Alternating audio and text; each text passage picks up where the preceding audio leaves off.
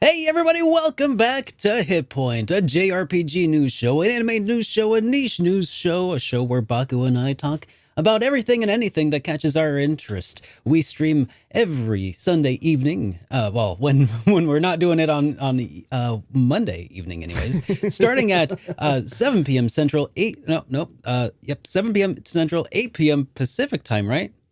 Am I a little bit out of practice? Yeah, 8 p.m. Eastern time, that's the one. I'm waiting. I'm like Pacific. Know your ocean, sir.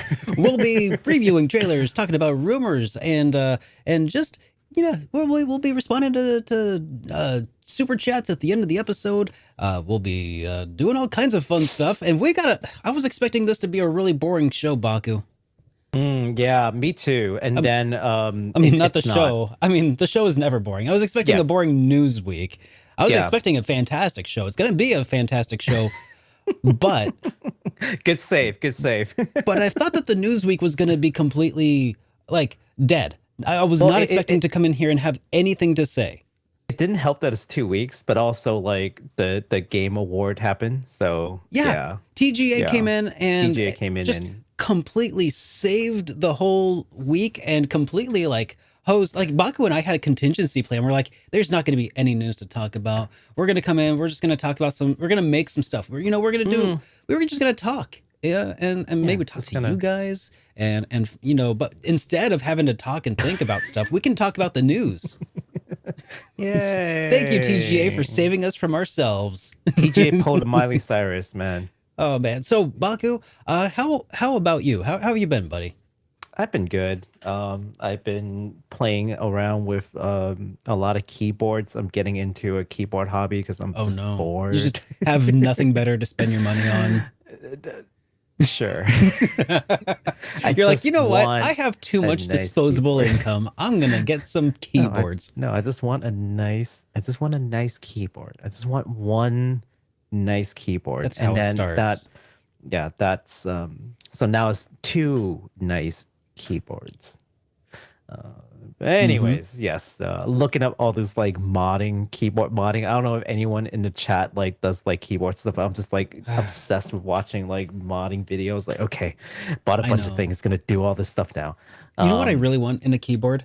I on the left hand side of the keyboard, I want a knob that I could use to scrub when I'm like doing editing and stuff. On the left hand side? Yes, because I use my right hand. Because on the right hand side, I use my mouse. So I want to use a knob and a mouse to do editing. And I don't know if they exist. And I mean, I know that there are modular designs, and I'm like, man. I'm gonna look that up for you. I know that there's a keyboard where like basically the numpads can be swapped over to the other side, but yeah. I saw something on like that one of the LTT YouTube channels. It's like, it sounds enticing, but it's got to be able to like hotkey to stuff. And I was like, I don't have hundreds of dollars to spend on that. And if I did, I'd probably spend it on a graphics card. Yeah, or something better than than what I'm rocking right now. But anyways, helps with the encoding too. Exactly. Something.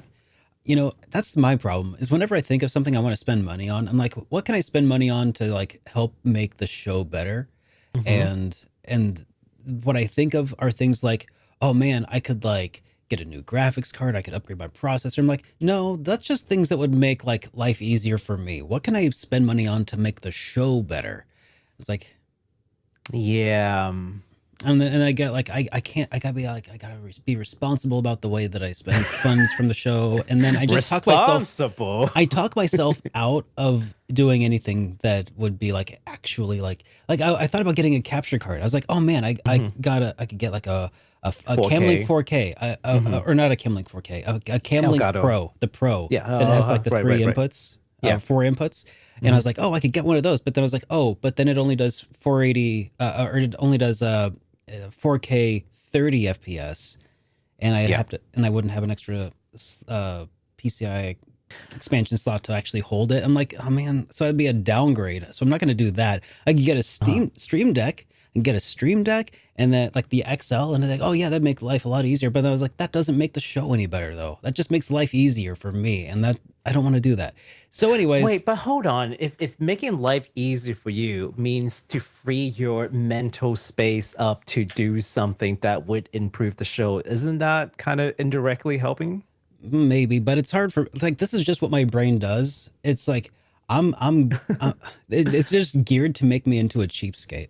It's okay. That's a good thing. I don't see a problem with that. It can be.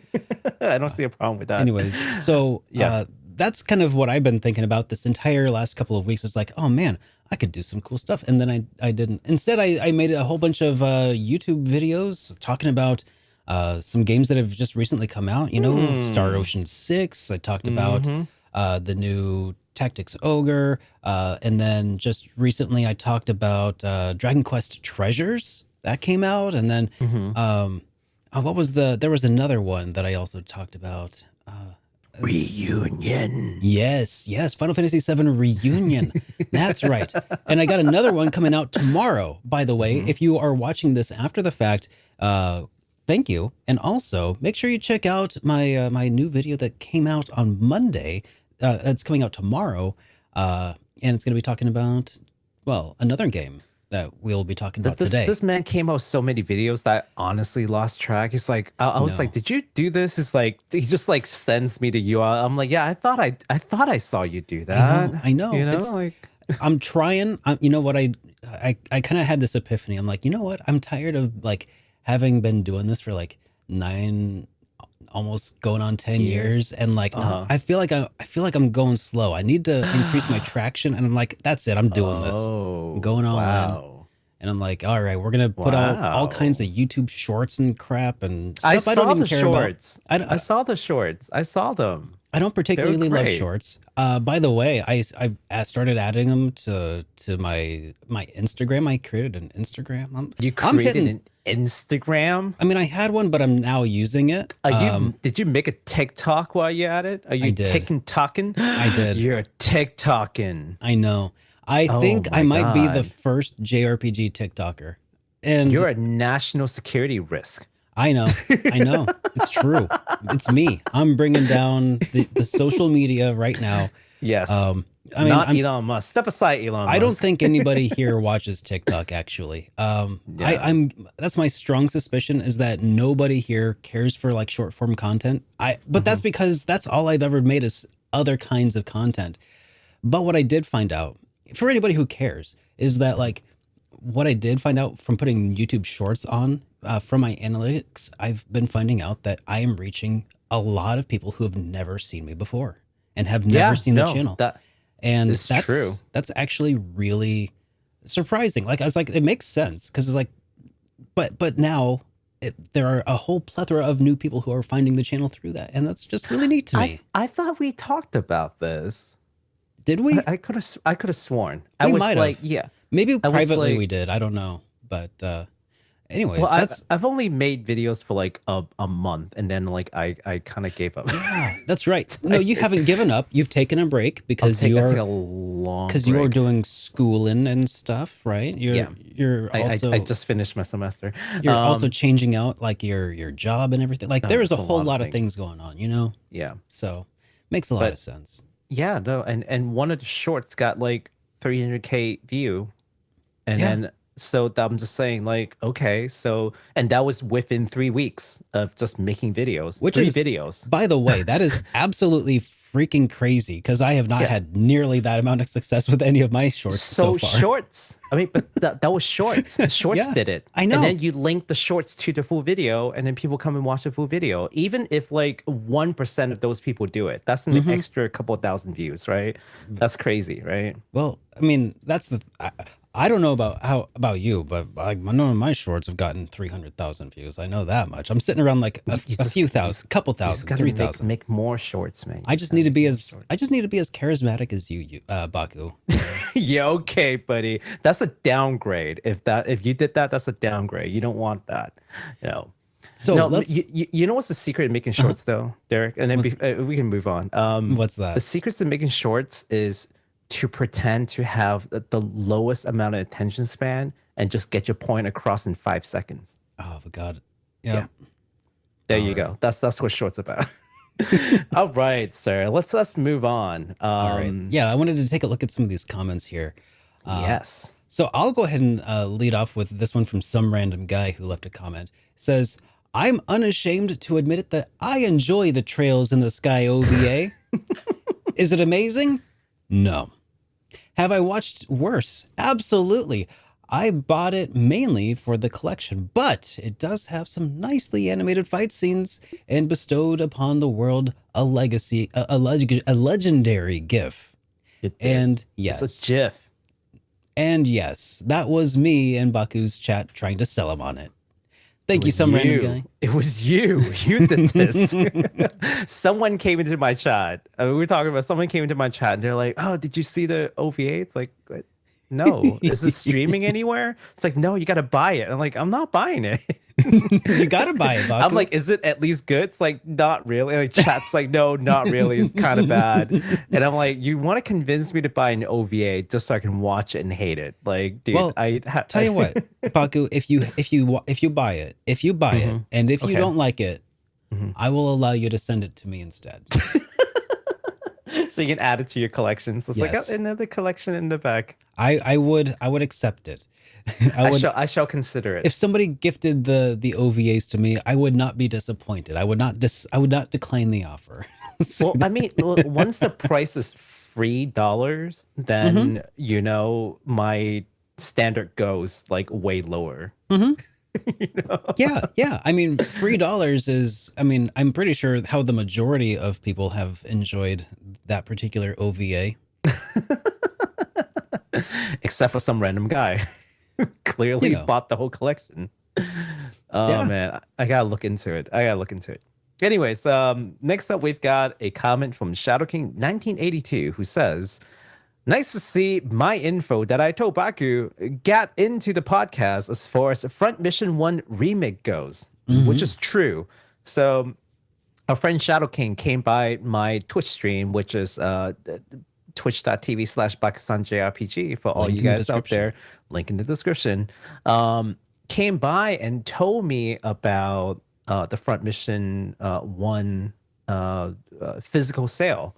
I was like, oh, they're doing a physical run. Interesting. I didn't see that anywhere, right? Yep. And then I in turn told you guys that there's a physical sale. So hey, listen, if there are some like, I don't know, some leads, some scoops that you guys want to throw it at us, like, you know, it could make it into the show. I mean, we know things, but we don't know everything all the time. Send it to us on Twitter with the hashtag scoops. Scoops. Hashtag scoops.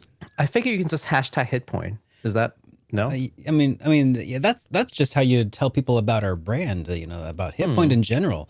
You know, when you're like, oh man, I'm just listening to some hashtag HitPoint over on you know, Spotify or whatever. Then yeah, you could totally just you know, let the world know how hip you are. We totally use that as a hashtag, by the way. Yeah, I totally use it every time, by the way. Speaking of hashtag HitPoint on Spotify, we got a message here from anyone who says, would love this in podcast form.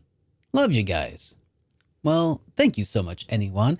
Well, as luck would have it, this is in fact in podcast form. So I don't know. We normally talk about, like, you know, how it's distributed in podcast form on like iTunes and SoundCloud. Is it SoundCloud? It's on so many things. Stitcher. Anyways, Apple. We actually have Apple Music. I mean, of course, it's got to be there, right? Google Podcasts. Actually, here I could pull it up over if I go to HitPoint, HitPoint.SuperDerekRPGs. Oh no, it's SuperDerekRPGs.com/HitPoint. That's the one. If I go there, I actually have links to everywhere that we are syndicated: Apple Podcasts, Spotify, Google Podcasts, Stitcher, Amazon Music, iHeartRadio, Pocket Casts. YouTube Music? Are we on YouTube Music? Why are we not on YouTube Music? What's going on? I don't think that it can be. I don't know. Maybe we could be. And I also have an RSS feed out there for y'all who prefer to do things a little bit more manually. Nerd. So yeah. I got requests. Is for all the nerds out there. I got requests, and I'm like, I can do that. I got you. I got you, fam. Say no more. So yeah. We always say that at the end of the show, but a lot of people don't make it to the end for, totally understandable reasons. So I thought we'd front load it a little bit. Yeah. All right. This is totally in podcast form. Yes, absolutely. I almost spat on my drink when I read that. I'm like, what do you mean? Like, okay. And I should also mention that if you guys have any other messages for us that you'd like to leave us via phone, you may do so at 785-337-3805, or you could also just send us a voice file to HitPoint at SuperDerekRPGs.com. And we'll also have, if you're international and don't feel like spending actual literal money on talking to us, you can do it through email. It's fine. Yes. Send us an email. Send us that voicemail. I love hearing your voices. Yeah. Now, we do have some updates for games so normally this would be games coming up this week, but we weren't here last week because somebody had to do some... I had a final exam that I had to do. I took the weekend off to do my final exam, which I am happy to announce that I aced the class. So yes, nice. I got to keep my well, hang on. Hold up. So you're saying that you aced, you passed the class with an A and you still skipped HitPoint? I mean, like, you could have totally just not studied for that exam instead. Well, no, it was a take-home exam, and you could have got a B or something. There was no studying. It was the take-home exam. I was working on this project for like 4 days. What do you mean? You're such a achiever. I was gonna say overachiever, but that's actually not like that's just normal. I needed to get a good grade so that my company reimbursed my money. So it's a financial incentives. You don't understand. It's not me overachieving. I'm just cheap. If somebody would pay me to go to college, I totally would have done a lot better. Well, they're paying half of it, but I don't get that half unless I get like a decent grade, if you know what I mean. And my boss sees what grades I get, so not gonna pull out the money from the company coffers for some D grade material. Yeah, not even C grade material. No C students here. Well, I can't wait to tell y'all about an upcoming release that came out last week called Chained Echoes. This was a highly anticipated indie RPG, and it dropped last week while we were on break, and the reviews are looking pretty good. And one of those reviews is going to be coming out tomorrow because I finally got a hold of the PR company behind them, and yes, they gave me a review unit. So, or not a review unit, a review code. I'm going to be having that video coming out in the morning. Very nice. So keep your eyes peeled. It's going to come out first thing in the morning. And anyways, Chained Echoes follows a group of heroes on a journey through the land of Valandis to bring an end to the war between its three kingdoms. And we also have a trailer that we can watch. You want to take a look at this here, Baku? Let's go. All right. Here, you're in charge of hitting the play button. Am I in charge of the hit button? Yep. So much power. I know. The artwork in this game is really phenomenal. Yeah. I mean, we already said that like when we first watched it, but yeah. And the music is one of its really strong suits, Yeah, like listen to that. Sounds pretty good. It's better than pretty good. It does have some OG like SNES music vibes, but if it was orchestral, it's actually one of the strong points that I failed to actually talk about in my video. I probably should have, but yeah, don't spoil the video. Oh, okay. You gotta just give the people just enough intrigued. Yeah. Gotta show gotta, some legs. Gotta make him wonder, what did he talk about? What was so important that he talked about everything else and forgot to spoil the music? Flying mechs. I know. Fighting Isn't that neat? mechs. Yes. It's just, you know what? This is what is this, Xenogear? You know? Is this Xenogear? Is this basically Xenogear? But like, it might be, because I mean, I actually, ooh. I'm, you know, I will say that it's a very serious game. You might not know it to look at it, but in fact, it is a pretty serious game. You know, it's got some darkness in it, a lot darker than you might at first suspect. But you know, I like dark. I like dark. Yeah, and I think that it's also going to have a lot of political intrigue. You know, I'm not fully made my way through the whole game, but it does definitely have some of that, like, you know, extra stuff going on behind the scenes that might align it a little more closely to Xenogears than, you know, at first you might think. So, okay, you know, keep your eyes out. Anyways, so the game is immediately available digitally on PlayStation 4, PlayStation 5, Xbox One, the Xbox Series X, and Nintendo Switch and PC via Steam. There is also a limited physical version of the game from First Press Games that will be released sometime in summer of 2023. The pre-order is still active, and there's a link in the description, or there will be in the description down below. Yeah, well, I'll be adding that soon. I'm sorry, I ran out of time and energy to put the description together, but it will be there. How dare you? How dare me? A stuff the time of writing. I think the like ultra collector super deluxe edition, like the most expensive one, is out of press. But if you're interested in getting like limited edition or really just a physical edition to the game, it's still there. Yeah. The real catch to this is you have to wait until summer of 2023. That is a bit painful indeed. So the next time someone asks me if I played a game, the answer is no, because the physical copy is not coming out until 2023, and I paid good money for that limited edition, so I'm not double dipping. Like, no, I'm just gonna wait until summer. I totally get that, but it is a very solid game so far. It looks amazing. I can't wait. Yeah. It's too bad you don't make videos, or else I could allow you to have the contact info for the PR person who, you know, gave me the review code. But I think, unfortunately, you know, no, it's gonna be hard to secure that if you haven't been active in a couple months. I'm good. I'm good. I'm good.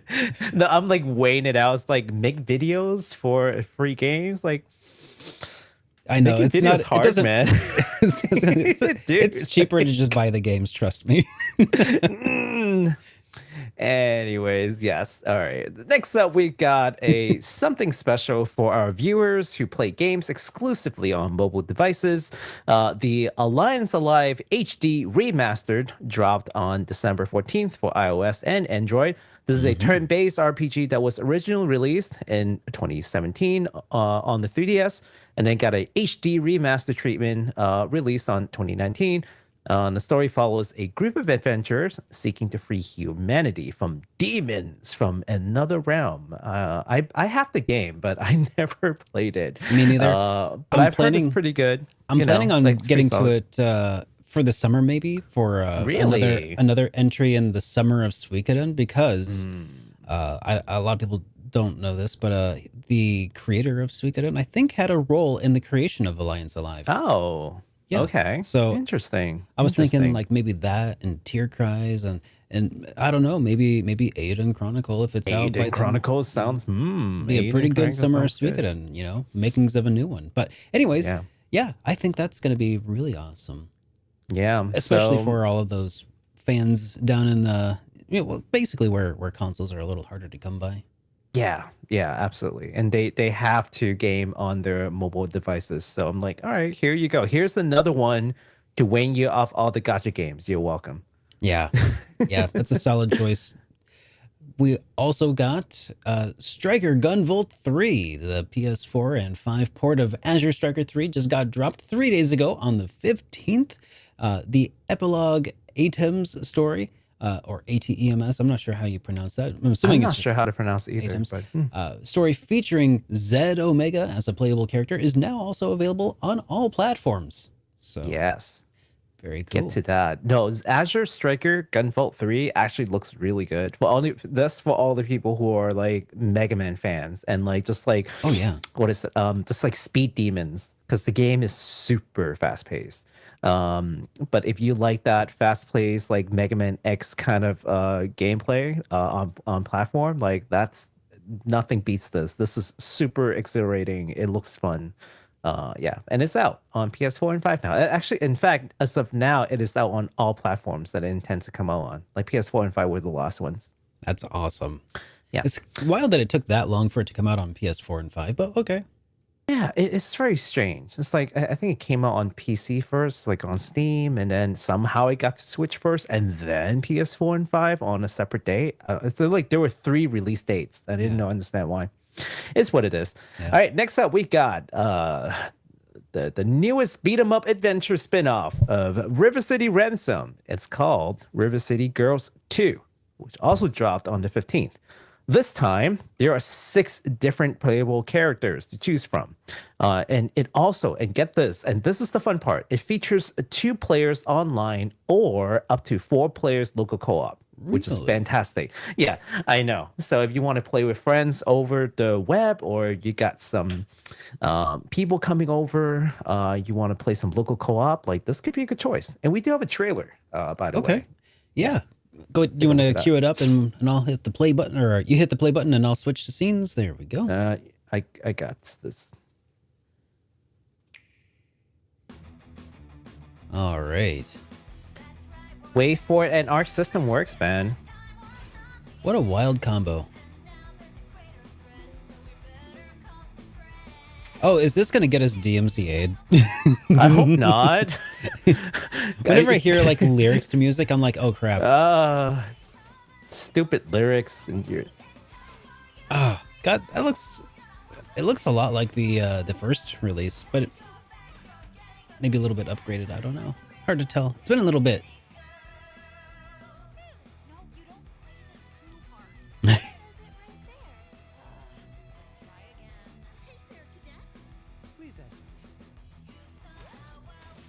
Yeah, that looks. It looks like some classic beat 'em up action, you know. It looks good. It looks fun. It really does. Just chaotic, good chaotic fun. I haven't played a beat 'em up game in so long. Did you not play the new Ninja Turtles one? No. What? Are you a fan of the Ninja Turtles? Not really. I don't hate it, but I'm not paying money for it. It's really good. I'm really happy to see that the beat 'em up genre is kind of making a little bit of a comeback, because same with same with tactics like RPGs, right? Like it's almost like the 90s is coming back. You know, in a lot of ways it kind of is. Yeah. Like from a fashion perspective, from like a musical like kind of perspective, a lot of 90s throwbacks. I saw someone wearing bell bottoms the other day. I remember when bell bottoms, the and I was like, they came back twice now. I know, isn't that wild? Yeah, this is the 3rd time. Fashion wise, fashion wise. Yeah, right. And it's weird. Also, like I've seen like mom jeans coming back into style. Oh my God. Yeah, I know. I'm like, wait, why are you doing that? that's not right. Imagine. Yeah. Oh God. Imagine like seeing young women dressed as like the way our grandmother and like would wear back in the day. But like, hot. I don't even.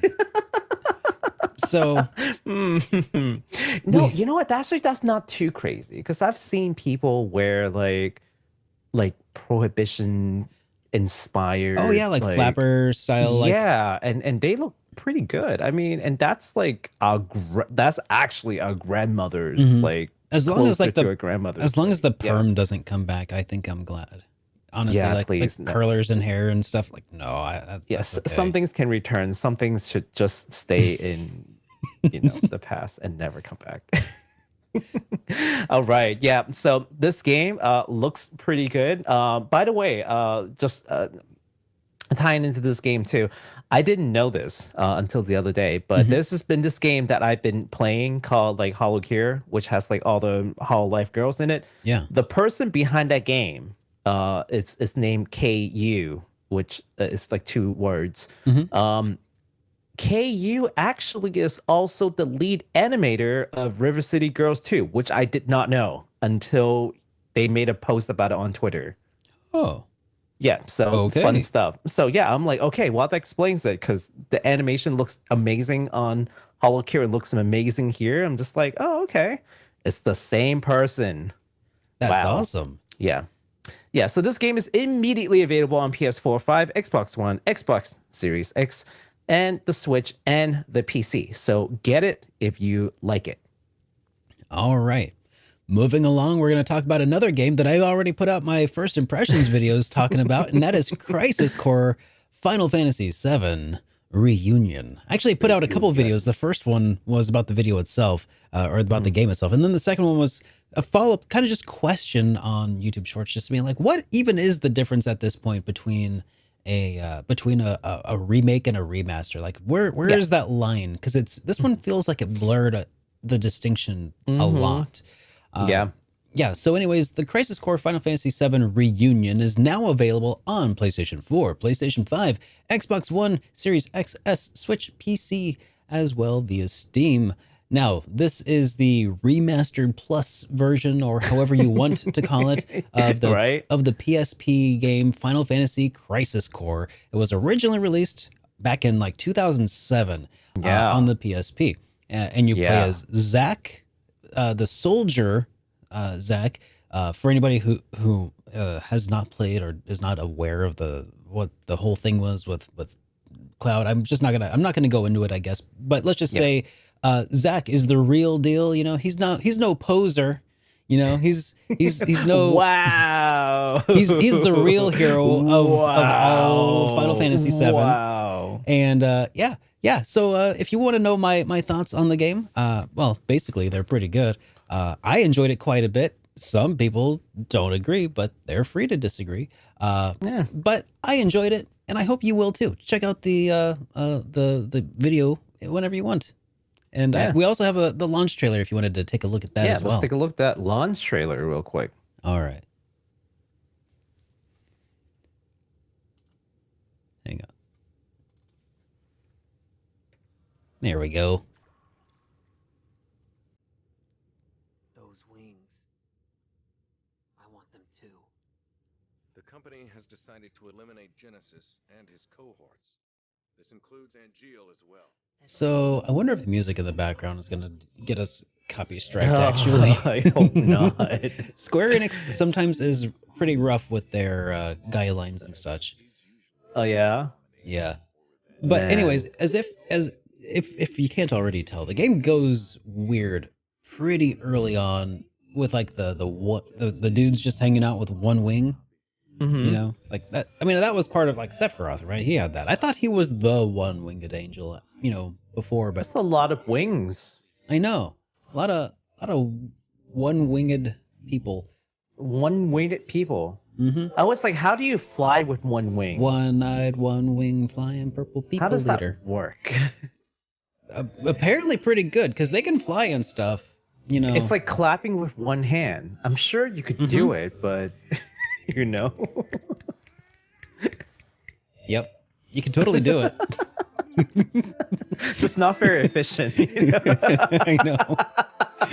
there are probably better ways of doing it, for sure. Right? Oh, hi. This guy looks familiar. Huh. So, yeah. Why does he look like such a sad boy? I don't know. What's he got to be sad about? He's blonde. It's fine. Maybe that's why he's sad. He's the only blonde one in the entire universe. No. So, yeah. I mean, so basically you can tell it is, you know, a lot better looking than just like a PSP game. You know, they've definitely done a lot of work to all of the character models. They've redone a lot of the battle system. You know, it ain't bad, you know? Oh, there is a little bit of the Kingdom Hearts 3 problem with it, you know, a little bit of like just well, not constant, but near constant interruption with like semi summons that kind of occur when you do certain actions. You know, Yeah. but otherwise, I mean, it's not bad though. It's fun. It's quick paced, and I feel like you could really. It's the kind of game that I feel like you could really master the combat system within it, and just have a lot of fun with it. And I definitely enjoyed my time with it. This is So a I really long haven't- trailer. It really is. We talked for a minute. Yeah, let's. So I yeah, haven't played a game, but no, I was gonna say, it's yeah. over. Yeah, it's okay. Yeah, I haven't played a game, but the other day I was over at my friend's house and she was playing the game, and you know, they're going through combat, and it was just a bunch of us just watching her play it, and there are these like random flashbacks sometimes During in combat. the middle of battle. Yeah, that's what and I'm just talking about. like, Those are the summons that I was talking about. The semi summons, like yeah. But that's the thing. They're not even summons. They're just like flashbacks. They're just little story flashbacks, right? No. Those are the summons that I was talking about. They kind of look like inner flashbacks, but they're not things that have actually occurred yet or something. I don't really get it. It's a weird narrative loop that I don't. Yeah, and I it just like disrupts the game like really hard. And I was like, wow, what a way to ruin like the flow of the game. Everything looks good. Like everything looks good. Everything sounds good, and you can skip them though, which is nice. That's what my friend said. But who would actually skip them though? Like me. I did. I did. Don't you want to know the lore? Doesn't it matter to you? Except I don't think that they are. I think that they aren't necessarily parts of lore, especially because they repeat. The more you like, the longer you go. It's like like I said, it's like a summon. You can skip so they it. repeat. They're not unique. Like they're not. Jeez. Yeah, they're not I unique. don't know why they did that. I don't know why they did that. That seems very, very strange. It's I don't really get it myself either, but it doesn't bug me. It's like, oh yeah, it's one of those weird things. Now you do have on here skip it. that people have been less than kind with the new the new voiceover. I don't really mind it too much. There is an issue where it seems like they weren't given much context for a lot of the things that they were saying. Like they'll say something in one line and then the next line doesn't sound like they delivered it like they knew what was going to happen in the previous line. Like it's like it's a whole lot of like no context line deliveries is what it seems like. But the quality of the voice work for what it is sounds fine to me. Like, yeah, but some people don't like it. They're free. Yeah. They're free to not like it, but I didn't mind it. I don't know. I'm just not picky. I think that's my problem. I'm just not picky enough. And I'm probably gonna play in Japanese too. So oh yeah, that's also an option. You can totally change it to Japanese. Completely bypass that problem myself. Yeah, assuming that it's any good, it could be just as bad. It was pretty good. it was pretty good. Okay.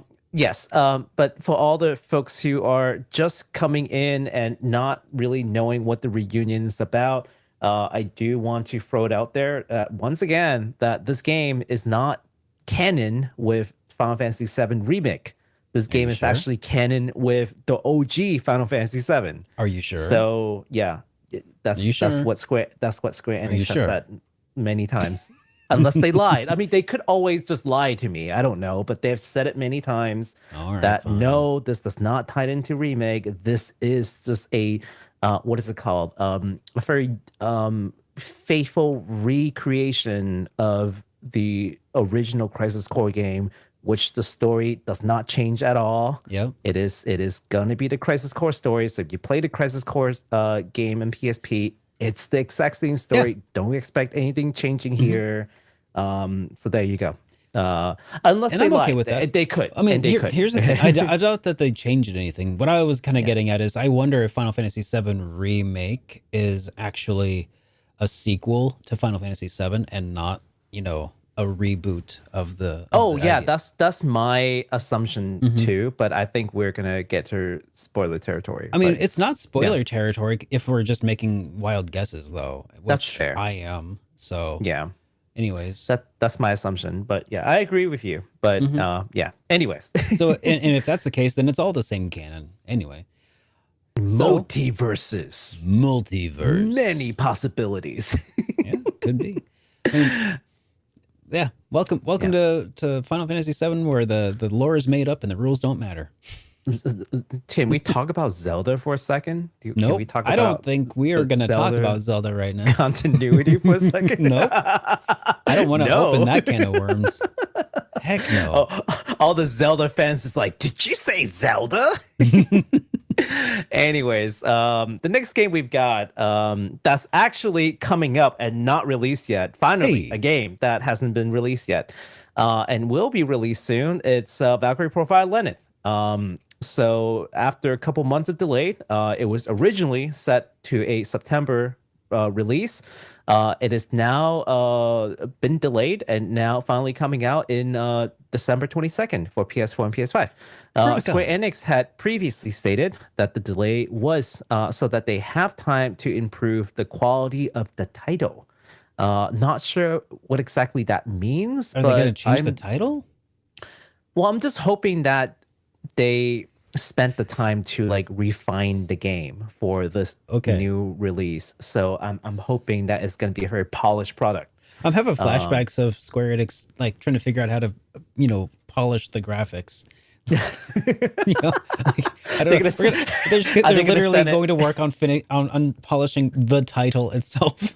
Oh my God. They're gonna send in a poll out soon asking us if we would recommend the game if they would just fix the title font. Yep. If we fix the title font, would you recommend this game? They're talking about the title screen. And we took 3 extra months to work on this. Why won't you like it? I spent like 3 hours shading the lip. All right. So super interesting. Yeah, so Square Enix been keeping us extremely busy this holiday season, don't you think, Mr. Derek? Like, it's starting from like October almost, right? Like, it's just non-stop Square Enix releases. I don't understand their release cadence. This whole like, oh my God, what even are they doing? I love it. I've been extremely happy with it. Like, I am happy to have a new game to talk about twice a week for the last 3 weeks. But let me count the games that they're releasing. Right, Valkyrie Elysium, Battlefield, Front Mission, obviously Valkyrie Profile, this thing, the Reunion, Harvestella. There's this one other game that like no one even talks about, but I even forgot about the title. It's Live like Alive? No, it's not Live Alive. When did Live Alive come out? Maybe that was like earlier in November or something. Yeah. Okay, well let's count that too. Octopath Traveler 2 is coming out next year, and like it's just it's wild. I am very happy with the state of things. But... Star Ocean, thank you. I'm playing Star Ocean. Tactics Ogre Reborn. Oh, you're enjoying Star Ocean? Oh yeah, it's good. Are you playing? It's fun. You're playing it right now on your Twitch streams? I am. I'm very glad to hear that you are enjoying it. Some people got really mad that I was having fun with Star Ocean 6. Some people were mad that I enjoyed Star Ocean 6. I don't get it. Like, that's you not were even a good having game. Fun with a game that I didn't like. Yeah. Star Ocean 6 isn't as good as Star Ocean 2. Like, stop having fun. How dare you have fun? I know it's actually fun, but some people just are aggressive. I think what it is I mentioned this to you before with it seems like public opinion has a lot of momentum to it. Like it doesn't, like sometimes it can flip on a dime, but sometimes when things have like a slower release cadence, some people are just so used to being mad about stuff from a specific game or a specific developer that when they do something nice or something good, like they don't like want to stop hating. They're like, no, I'm in hate mode engage. I don't want to like, stop being a hater. It's weird. Some people are weird like that. Yeah. Not everybody, but some people, but whatever. Oh, someone just told me what that title is called. Various Day Life. Someone actually Various owns it, Day which is Life. great. Various Oh, Day yeah. Life. Yeah, it's that one game that we talked about one time, No. and then we just like never talked about it again, and no one remembers that it is a Square Enix release. What was that again? Various Day It's Life. it was a mobile game, and then they turned it into a full release. Oh yeah. It's the other. Yeah, It was by the same like team as like Bravely Default, right? Bravely Default. Yeah, so it's not like a nobody team, like, but it's just like no one talks about it. I think it's because just the title is terrible. It's so bad. But we're used to terrible titles from them, though. I mean, sure, Triangle Strategy, but is not exactly they're terrible in a different way. Like they're terrible in a way that is distinctive. Like Octopath Traveler, what the heck is that? It's like an earworm.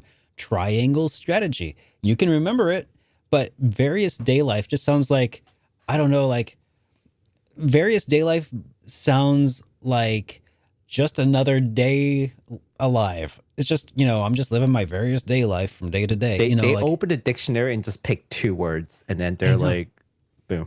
I know. It sounds aggressively boring. I could not find 2 words that's more mediocre. It's just, Various Day Life is what you're living before you got isekai'd. Oh boy. So yeah, man. So anyways, yeah, Square Enix has been absolutely keeping us busy. Various Day Life probably going to be super rare one day. Nobody bought absolutely is. Wait, is there a physical copy? I'm does it? I don't even know. I'm gonna look this up later if there's a physical copy. But yeah, man, there's still, and I'm sure there's still like a game or two that we have missed. But that's a lot of title for a single company in like a 3-month span. Yeah, that's like 1 game a week. Like, are they? And they're all 100+ hour games. Do you suppose that they're trying to do it for tax reasons? To like, I don't know. I don't even know why. But like by the end of the year, they want to have released X number of games or something that like. Maybe not tax reason, but for financial statements. Yeah, something like that. It just feels like, oh crap, we need to increase our cadence, all of a sudden. Like that. I just get this weird feeling that like this is not the way they would have planned to do things. EQ Treasure. Thank you, Robert. Yeah, Treasures. That's another one I talked about. And that's not a small title. Like on any other news cycle, okay, we would never like forget, DQ Treasure. I know. But when you release that many games, Minstrel Song, thank you, Alan. Oh my God, Minstrel Song, yes. See? As soon as they start bringing these things up, we're like, oh yeah. That one. God dang, so freaking many. Oh, yeah. No, it's more than a game a week. I know. I'm pretty sure it's more than a game a week at this point. Like 3 months, 12 weeks. I'm pretty sure that was more than 12 titles. Square Enix is literally raining RPGs upon us, and I mean that in the sense of like you can't even like go outside and catch them all. Like it's just that it is that much. When it rains, it pours. It's true. Yeah. Yeah. Never mind all the Square Enix titles that got released early in the year. We're just talking about these 3 months. Yeah, just these, these 3 quarter. months. This quarter. This quarter has been crazy. Yeah. Wasn't there another strategy RPG, or maybe I don't know? RPG? Might not be them. Might not be. I think the 3 is Formation, Tactics Ogre, and Battlefield. Yeah. All right. I think. Speaking of strategy RPGs. Yes. Let's move along to our next section here, which is new games that were announced. And this one is called Fire Emblem Engage. Nintendo and Intelligent Systems have announced that there will be an expansion pass with the new Fire Emblem Engage that is comprised of 4 waves of DLC. 4 waves. Wave 1 will add Edgelord. Not Edgelord. Edelgard. Sorry. Freudian slip. Edelgard, Dimitri, and Claude from 3 houses. 3 houses. Thank you, Baku. Horses. You're welcome. I caught it. You're just really trying to trip me up. From 3 houses, as well as Tiki from the original Fire Emblem. That's right. And we have a new trailer for that expansion pass. By the way, Fire Emblem 3 horses. Yeah, 3 horses. We really need. I want to see this someday. Okay, let's go ahead and check that out. You want to hit play? Yeah, I got you.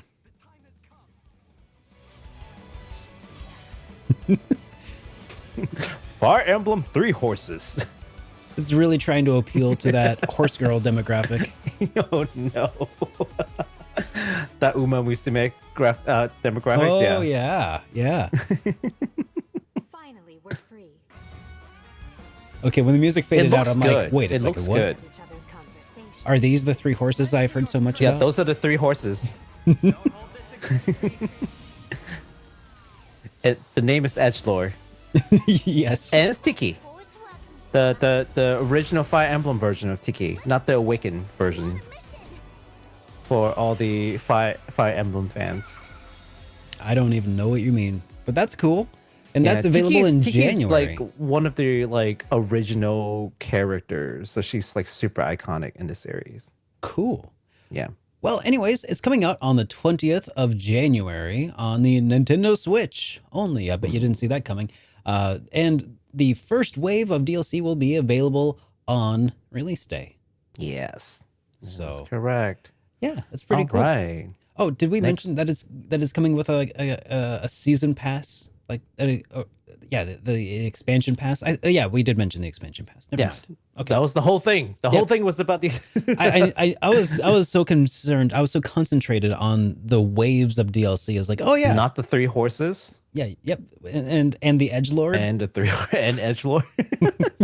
I didn't misspell Edgelord, by the way, for No, anyone no, who's no. wondering. That was entirely my That own was all misreading. Derek. I mean, but when you see Edelgard spelt out like that, like it's really easy to just like mentally flip flop, especially because I'm so It's used true. to reading the word Edgelord.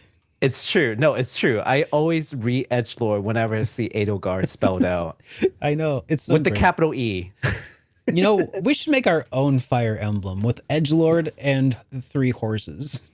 And 3 horses. Yeah, the 3 horsemen of the Edgelord apocalypse. Yes, we got this.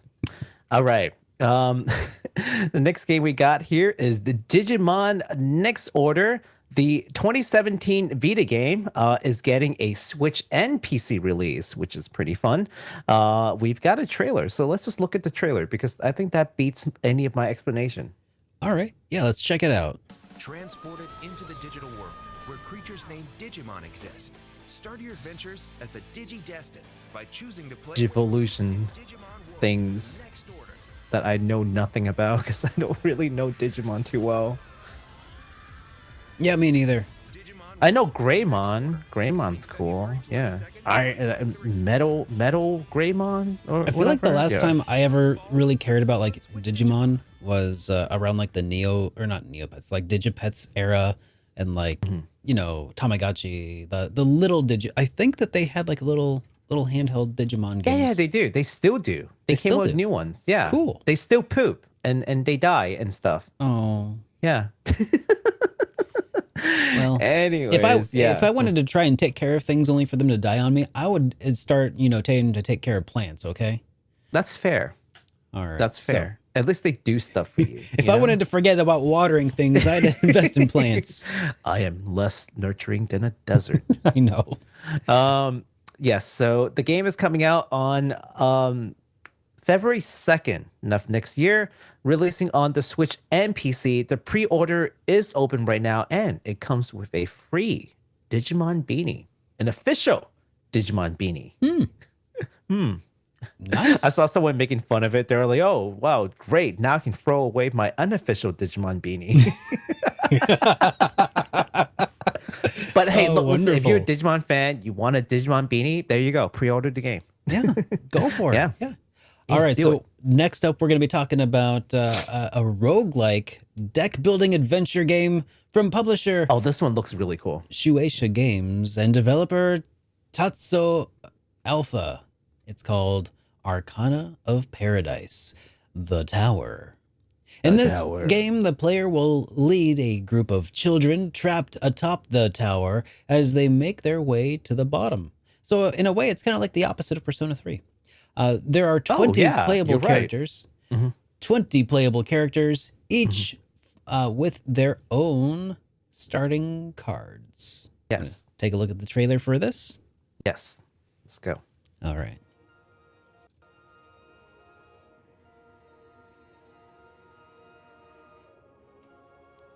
The art looks really good for this Are they game. eating potatoes? I don't Oh know yeah, what look they're at eating. that. Yeah. No, it looks incredible. So, like, every turn or every time you dive deeper, you get to pick 2 of these characters out of the 20. And then you send them in to, like, to dive the tower, basically. Yeah. And clear the way for, like, the next floor. And then so on and so forth. I could only imagine. So this is a real-time, like, cart, like, deck building roguelite. I don't know how that works, but it seems very chaotic and difficult and traumatic. Yeah. But some people like those kind of games, you know, like this is catering to the crowd that likes to play, like, I don't know, the Darkest Dungeon. Some of those decks, some of those cards look very suggestive.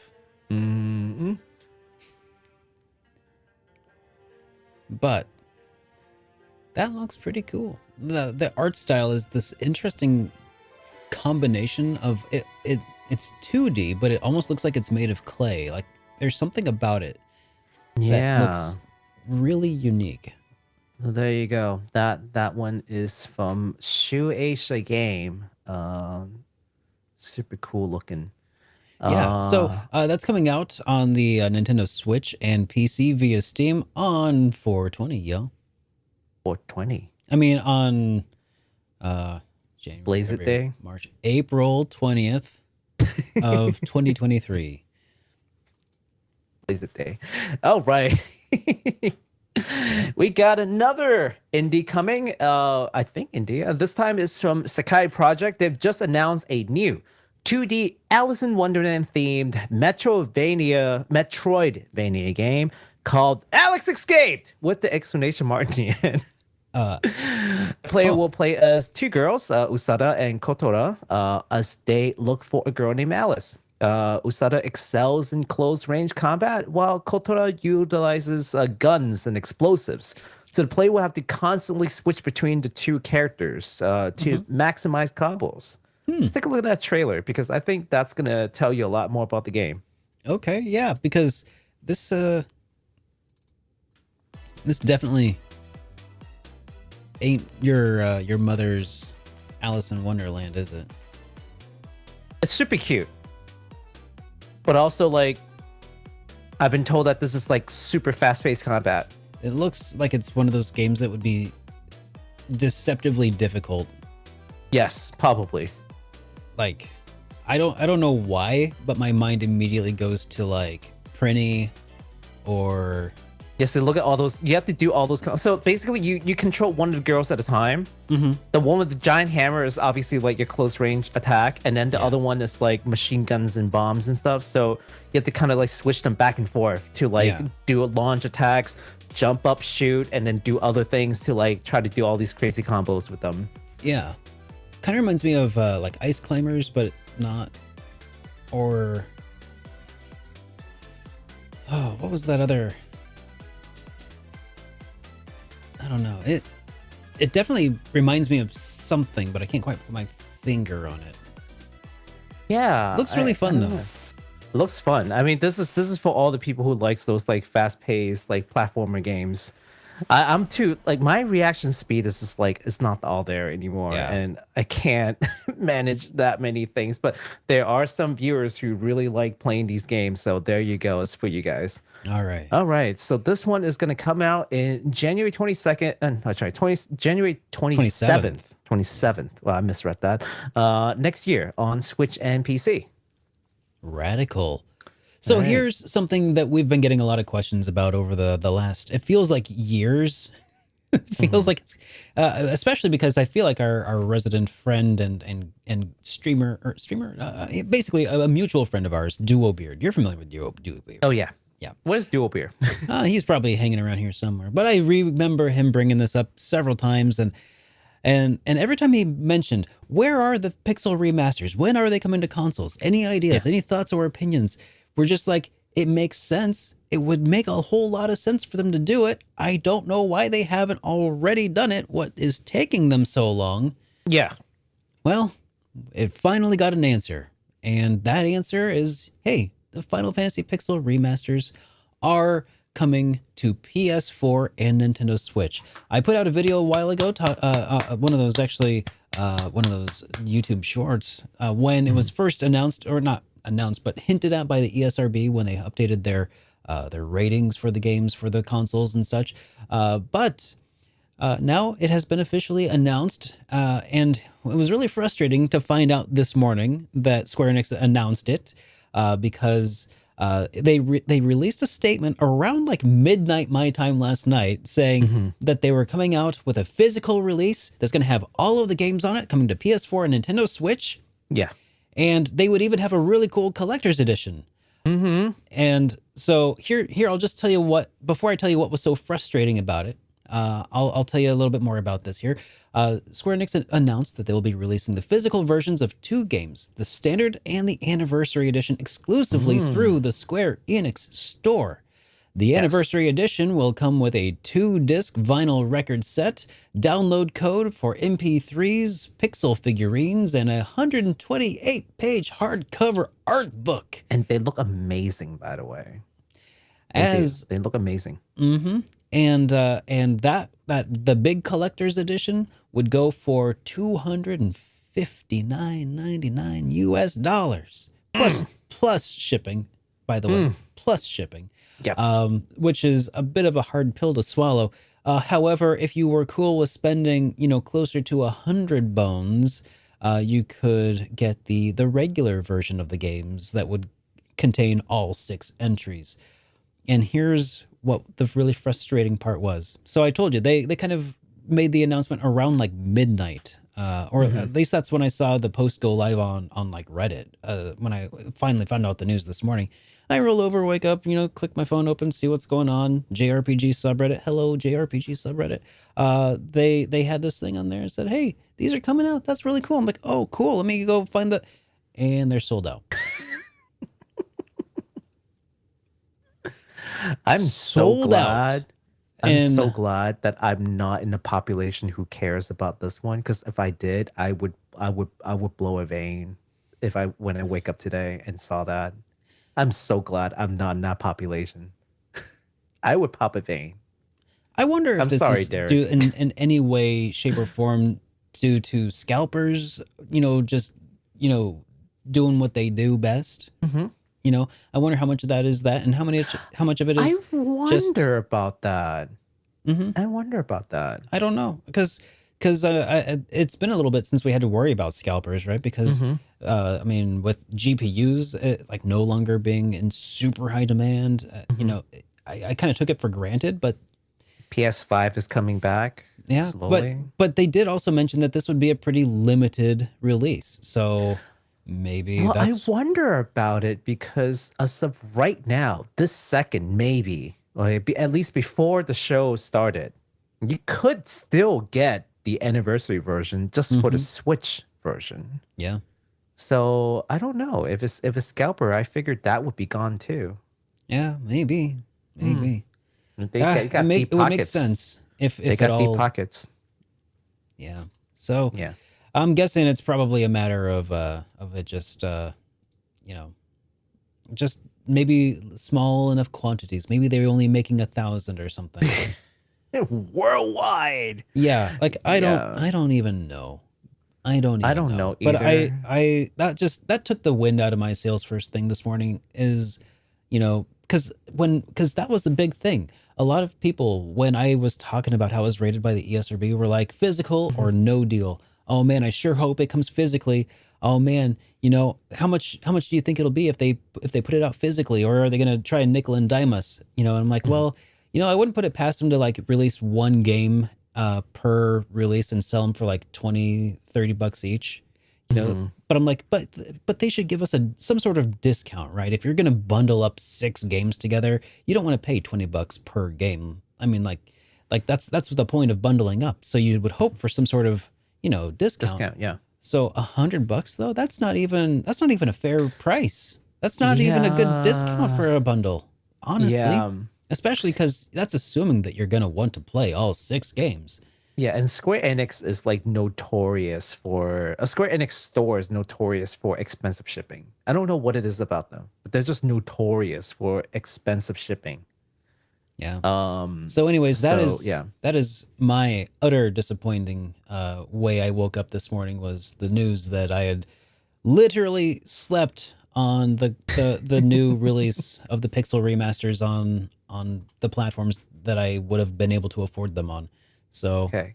Do you want me to tell you something that might upset you a little bit? So I was streaming last night. Yeah. And someone had basically told me about this right as the sale went on. And I just kind of ignored it because I didn't care for Oh, that's fine. I mean, I would I have. could have totally gotten it for you too if Oh, I knew that's you okay. wanted it. That's okay. I mean, it's fine, man. I don't. It's just disappointing that they did release it so late at night. I'm not the only person who, like, sleeps between the hours of midnight and 8 a.m. Like, I am not the only one. There are so many people out there who, because of this, like, literally just did not have a chance. No warning. Just it is boom. It Okay, is you lost. You missed it. It is gut wrenching to fall asleep one night being perfectly fine, maybe eagerly anticipating the idea of checking out the Pixel remasters. Duo Beard, I sure hope he got his hands on a copy. Mm-hmm. No, you know what? It's someone said it in chat. It's like Xenoblade 3 over again. Remember Xenoblade 3? Yeah. I remember it was a Wednesday. They were like, oh yeah, we're going to start pre-order on Wednesday. Won't tell you what time, but it's going to be Wednesday, which in some sense is slightly better than this because there's at least that warning. Guess what they did? And this is the North America. This is like Nintendo America, by the way. Okay, so I'm not talking about any other part of the world. This is Nintendo America. They decide to start the launch at 10 a.m. Eastern time, which if you're on the West Coast, you might still be sleeping. And if you're the East Coast, you're probably working to afford this thing that they're selling. Yeah. I'm like, what are you doing? Why would you do it in the middle of a workday? Right? Or Like, Saturday it's the same night thing. Yeah. at It's just midnight. Like, crazy. Come on. Crazy. You know what my hope is? My only thing that's like keeping me any sort of like consolation at this point is that maybe PlayAsia will have it in the Asian regions and it won't be a limited edition. Maybe. This is supposed to be a Square Enix store exclusive. I don't want to for pop your the bubble. for the States. Right? No. Does it say worldwide Square Enix store exclusive?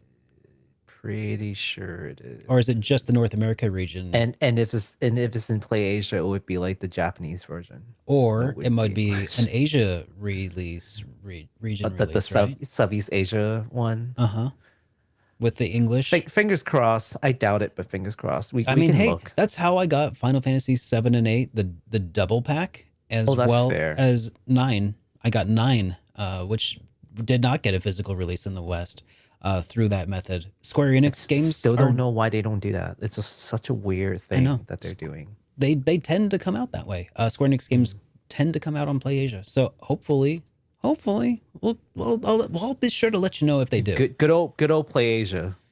good old reliable. Save us, PlayAsia. You're our only hope. Yeah. All right. Next we've got a new game called Fairy Fencer F Refrain Chord. Idea Factory just announced the international release of their newest game. And this, by the way, is the direct sequel of Fairy Fencer F. But unlike its predecessor, this title will be a tactical RPG, which we've kind of talked about already, made in collaboration with Sting, who had also previously worked with Idea Factory on other tactical titles. Nice. So previously we've talked about it. We've shown the trailer, but I did note that, hey, this is for Japan only for now. There's no news for international release. Well, here it is. Here's the trailer for the international release. Let's take a look. Alrighty.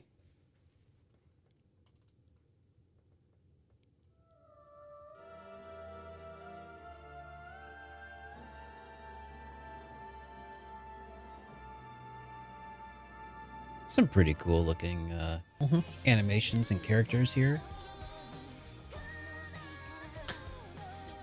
The combat art and idea factor has never been too bad about it. Mm-hmm.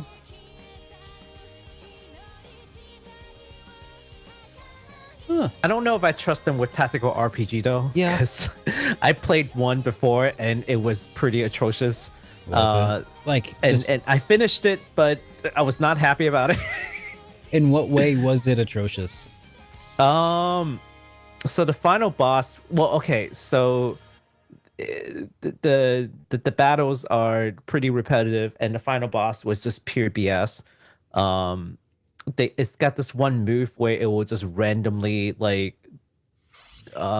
randomly one hit knockout. Wait, okay, yeah, you got it. Yep, I got it. Okay, yeah, it'll just like randomly one hit knockout an area of characters. So you have like maybe like 15 characters on a field. Like it'll just randomly take 3 of them out, and you can't revive them. They're like permanently removed. And it recovers like 30% of health like every time it takes a turn. So I'm just like, how are you supposed to beat the? I beat it somehow. I don't remember how, but I beat it somehow. But it was awful, and I never want to play that game again. Sounds absolutely ridiculous. I hope they learned from their mistakes. I'm willing to trust them again. Let's hope so. So that's coming out in spring of 2023 for PS4, PS5, and Nintendo Switch. Yes. Let's do it. So the game that we were just listening to that tried to intrude upon our discussion is a little bit of a new game here, the Mega Man Battle Network Legacy Collection that Capcom has just shared a second official trailer for. And it gave us a release date for the massive 10-game collection. Yes. Now, while 10 games are split into 2 volumes, both will be stored in a single disc/cartridge. So that's pretty cool. Yeah. Unique chips previously only available in Japan will be included in this game as well. So yeah, rejoice, guys. Yeah, finally, Doritos for all or Lay's. All you don't those, have to pick all those Japanese flavors. Yeah, the shrimp flavor is my favorite. All those shrimp Doritos that you never got, you can get those now. All right, listen, take a look at the trailer. Yes. All right. The other side of the planet whenever you want. Cyber Society sure is something. Wow, Cyber Society! Oh, man. I've heard that the Battle Network series was like incredibly fun. That's what I heard. I never got too. to play it. I never played it either because I'm like Mega Man. I don't know how to play Mega Man games. I like Mega Man, but Man. I didn't have the handheld to play it. And so, yeah, I heard it was really fun. I just didn't know it was an RPG. Like, that's why I avoided it. I'm just like, oh yeah, that's Mega Man. He's cool, but I don't play Mega Man. So I hope they really bring this back. Like, bring it back.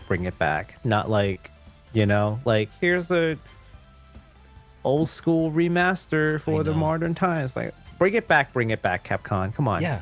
Dude, I hope that I hope this brings I hope this brings Capcom back into the RPG fold, I mean, I want them to make more Breath of Fire. Monster Hunter is an RPG. It's just not the kind that we subscribe to. 10 titles. 10 titles in a single release. Isn't that awesome? Isn't that great? Square Enix, why can't you do this? Well, they did. That's just how Square Enix does things.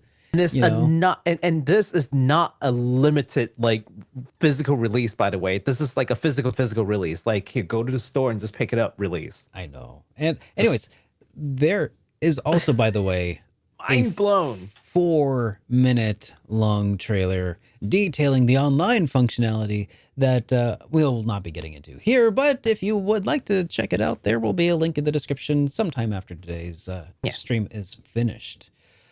But those who are super excited in the Mega Man Battle Network Legacy Collection, which I know a couple of you are, because people keep coming into my Twitch and it's like, did you hear about that? They're coming. It's finally coming. I'm like, I've never played it. I don't know what to tell you. I can't share your excitement. I know. I empathize with you, but I've never played it. But it looks really good. So I'm happy to let you all know that it's finally coming, and it's not a limited physical release. It's a regular physical release. Funny how Capcom could, afford to take a chance on something like that, like a full retail release of 10 games that they've, ported. But Square Enix, on the anniversary of their, the game that, saved their bacon, as it were, can't be arsed for a full retail release for some reason. For some reason. I literally can't. Good guys, Capcom. Sorry. You're right. Good guys, Capcom. That's the main takeaway. Good guys, Capcom. Wait, there's one more thing. If you would Breath of Fire, Capcom, you will be my number one game company. That's all I'm at. Am I asking for too much at this point? Like, Dev of the year. Dev of the year. Dev of the decade. You bring back Breath of Fire, you're the Dev of the decade. Bro, no kidding. Yeah. So, in addition to that, and we got the release date of the 14th of April, and it's coming to PS4, Nintendo Switch, and PC via Steam. Pre-order is currently open. Yes. Also, related to the release, seasons 1 and 2 of Mega Man NT Warrior animated series will be uploaded to the Mega Man YouTube channel in early 2023 for your viewing pleasure. It's almost like they haven't done enough. They're like, you know what? Just to make it a little sweeter.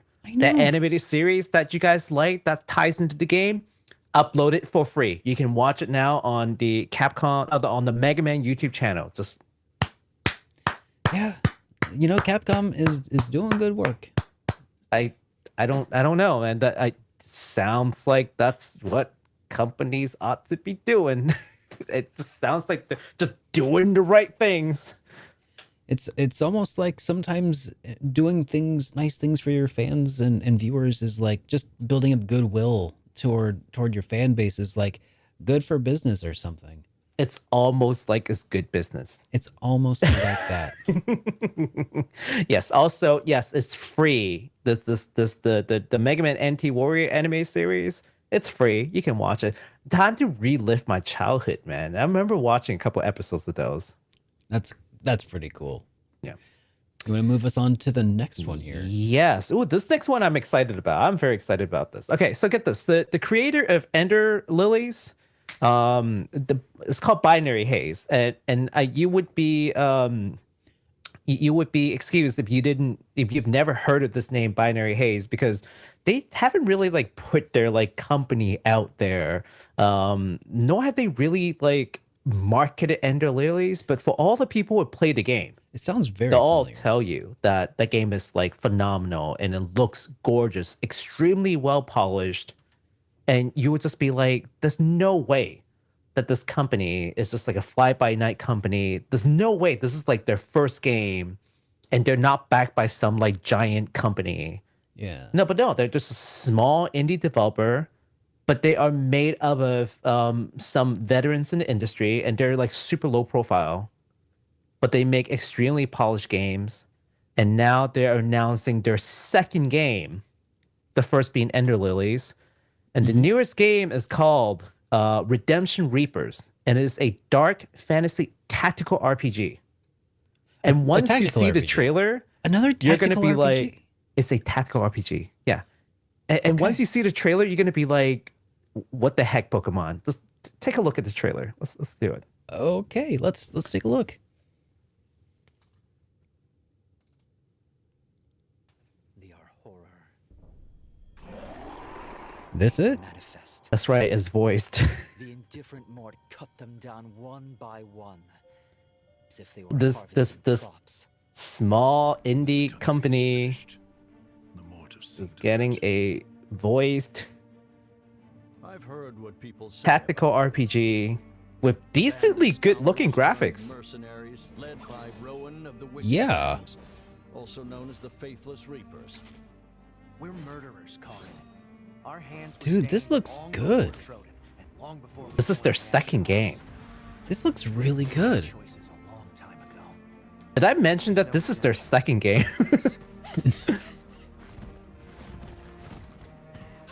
I am so excited for this. Each time I bring down a strong foe or protect someone from danger, I feel a sense of accomplishment. And yet, the moment that happens, I feel so guilty. Something about this looks really special. I don't I want to see more gameplay though. I want to see what Yeah. on the Oh, maps. there will be. There will be some more gameplay. Okay. Pretty dark. It is dark fantasy. Yeah. To war. I must finish this. That was just a warm-up. Don't take them on alone. Let's make this one count. I'll cut them down. Our foot is to its throat. Now press. Let them try me. We can still buy the others more time. I mean, if Ender Lilies is anything to go by, the story is going to be pretty good and pretty dark, but like the good kind of dark. Hey, holding the line during a drawn-out retreat is Dude, that looks really good. Yeah, see? Easily get away, so why don't you? We have unfinished business to take care of. Your time has come. Now's our chance. I kind of wonder what the game looks like outside of a combat scenario. Give me all you've got, Mort. I'll tell you, like, there are games sometimes when like I cover because like I feel like some of our viewers will like it, and like I'm not like personally too excited. And then there are like things like this where I am actually super stoked for it. Is everyone ready? Not a problem. Being at a disadvantage is nothing new. Come on. Let's do this. Dude, Not the best name, but you know, okay. I'm sold. Yeah, but everything about this is just that's great. All right, Dude, so a little bit that more is so about this. good. It looks A little so bit good. more for you. The game follows the story of the Ashen Hawk Brigade, formerly known as the Faithless Reapers, and they specialize in launching surprise attacks against their enemies. So there are 5 characters in this group, and basically the whole story is like a kind of a story of atonement for the mistakes they have made during the war. So I assume that this is like now after the war. You will command these 5 units in battlefield who all have different unique classes and special abilities. And you basically have to fight against like a horde of like enemies using these 5. So that's sort of like the challenge, is how do you use their like, you know, teamworks and strategy against like to overcome like the odds. Yeah. So that's kind of like the sell point to this. So I'm really hoping that they don't fall through like the traps of having too many repeated enemies that are like the same. Like have good enemy diversity. Sure. Really play into the strategy. It literally looks great, so that's good. The sound was good. The voice acting sounded good. Can you imagine voice acting? Can you imagine affording voice acting in probably Japanese and English? Man, I know. That is absolutely nuts. I can't. Wow, cost a fortune. No, but I mean, but honestly, for a company of this size, though, I don't think they're a huge company. This is their second game. Yeah. So, jokes aside, for them, that actually probably cost a lot. Yeah, absolutely. So I'm looking forward to it. February 2023. So actually, it's not even that far. It's in about 2 months. Yeah. On PS4, Switch, and PC via Steam. So let's get it, guys. So the one thing that I haven't seen out yet, but I want to see out of this game is, what does it look like outside of combat? Is it just cutscenes that lead into the next scenario, you know, or is it like get to explore the world outside? It would be really nice if you could. Would be nice if you could explore the world and then encounter scenarios. I would absolutely love to play it. That's the one thing that sometimes fails for me with strategy RPGs is the interconnections between the meat of the game, the gameplay, right? What does that look like? And that's where I feel like for me the ball gets dropped most often, but still I think this looks incredible. This is like an overworld, probably like an overworld map. Like I imagine it would be something like Yeah, I know Final Fantasy that's what I Tactics. expect too. But dude, Yeah, how cool would it be though if like outside of combat, you were at that same scale, isometric kind of look, and you could actually like walk around the Walk world, around. explore, like open chests, inspect things. You Mhm. know, maybe get a first person view sometimes would be pretty cool. That would be interesting. I would- kind of want to see it. I kind of want to see it. I've craved a game like that for a very long time. Haven't played one yet, but this looks really cool. We got some game developers in here. They're taking notes. Yeah. So You forget that we have game developers who watch our show like every now and then. So you never know. You never know. They're taking notes right now. you know what? I just realized we're not even halfway through our current list because the Game Awards came through absolutely like freaking bonkers. They Released a Miley whole bunch Cyrus of does. yeah, just came in like a wrecking ball, right? Like There that. you go. Thank Like you. just like Thank that. you. You're I welcome. wanted that. That's what I wanted tonight. Okay, I'm glad I could treat your ears. And so what they started with, what we're gonna start with here, because I didn't actually watch the Game Awards. Did you? Yeah, Watch we're Game not going to Awards? cover every game that they cover in the award. There By was the way, so there's much. way too many. Yeah, we're only going to cover a couple.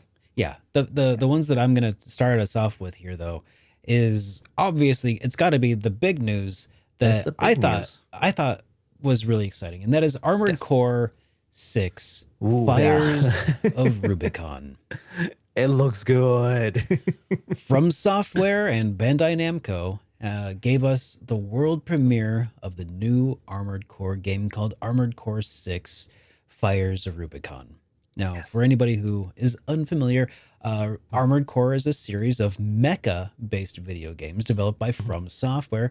The games revolve around the player basically piloting a customizable mech known as an armored core to complete various missions and defeat enemies. The player can choose from a variety of weapons and parts to customize their mechs, and can also choose the playstyles and tactics that they want to use in combat. The series is known for its deep customization and options and complexity of gameplay mechanics.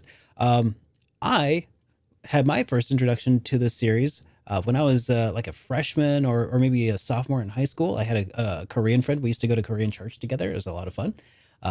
And he brought me back to his place one day and we played Armored Core on PlayStation 2. He didn't tell me how to play it and he proceeded to completely destroy me for like an hour as I was like, I don't understand what I'm doing. So anyways, that was Armored Core as far as I know. You don't need explanation. You just get in the robot. Get in the robot, Derek. I'm pretty sure we were playing some sort of competitive mode. I don't remember actually very much at all. Either that or just threw me in the deep end of the game and just watched me get destroyed. I can't remember which, but it felt like he was defeating me. I felt defeated. Totally fun to watch. I felt completely defeated by the experience. That's for sure. It's called trial by fire, you know. Because oh god. Anyways, this is the newest Armored Core game since 2012. Since 2012. It's been more than a decade. Freaking years. Yeah. Oh god. Okay, so according to From Software president Hidetaka Miyazaki, the new game will not be another Soulsborne game.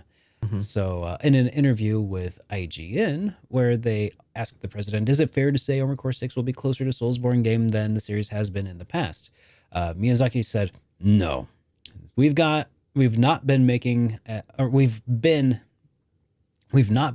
conscious effort to try and direct it toward more Soulsborne type of gameplay. First of all, let me make that clear. The essential direction of Armored Core 6 was to go back and take a good look at the core concept of Armored Core and what makes the series special. That makes me feel so much better. Yeah. When I saw that, that makes me feel so much better. Like, I know Soulsborne games are making a killing and they're great, but I just don't need like a mecha Soulsborne, you know? Yeah. Like, I'm glad that they're like willing to be like, we know Soulsborne sell, but we're not taking it there. Yeah. We're gonna think about what makes this game special, and we're going to put our foot down and say this is what Armored Core is about. That so good guy from software, good guy from software. Because I mean, imagine like if you had say a turn-based RPG, and then you're like, you know what, action RPGs tend to sell better. Let's take this long-running thing and make it an action RPG instead. Like, I don't know. I like the approach here of saying, hang on, we got this thing that we do. We have this thing that's really successful. Let's not just copy and paste though. Let's go back to what made the original idea such a good game for the fans of that game series, of that franchise. You know, it would be really easy for them to, you know, incorporate, you know, slow, you know, like strafing and like backstabbing of mechas and stuff. But I might look. They might still add like some mechanics from Soulborns. Like if it works well, like we're not saying like, oh, this is a great idea, but don't use it because it was used in the Soulsborne game. But like, no, like they're gonna make a distinctively different product. Hopefully. Yeah. Right. You want to take a look at the trailer of this and see what we got? I cannot wait. Let's do it.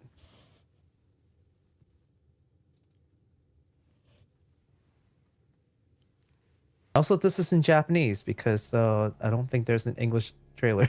That's fine. I mean, if it was in English, I don't know. I think it's so new that like they didn't even prepare an English trailer for us. I mean, if it's in English, is it even a mecha game anymore? That's true. It'd be a Metal Gear.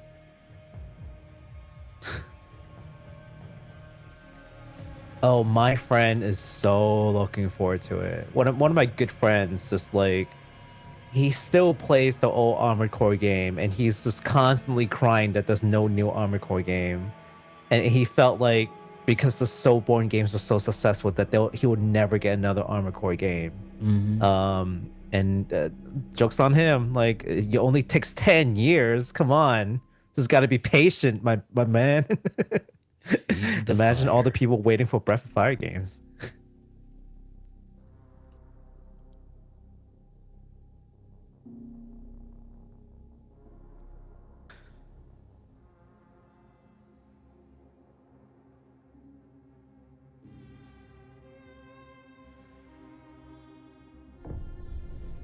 Man, From Software is just killing it.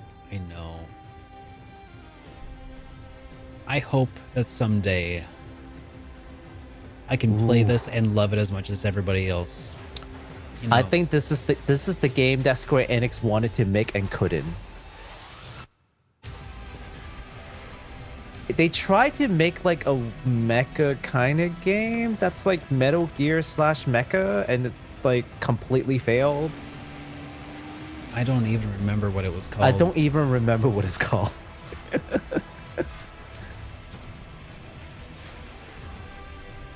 I'm sorry to all the fans. Like, I crap on Square Enix a lot.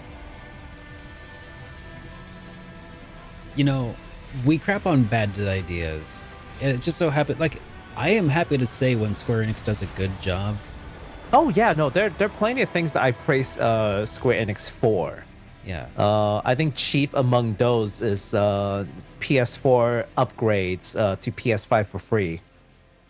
The games, yeah. If you buy the PS4 version, a lot of the Square Enix games, and if you happen to buy a PS5, you can just upgrade that for free. They don't force you to buy like a PS5 game. That's like good guy Square Enix, right? Like, for sure. Those are the things.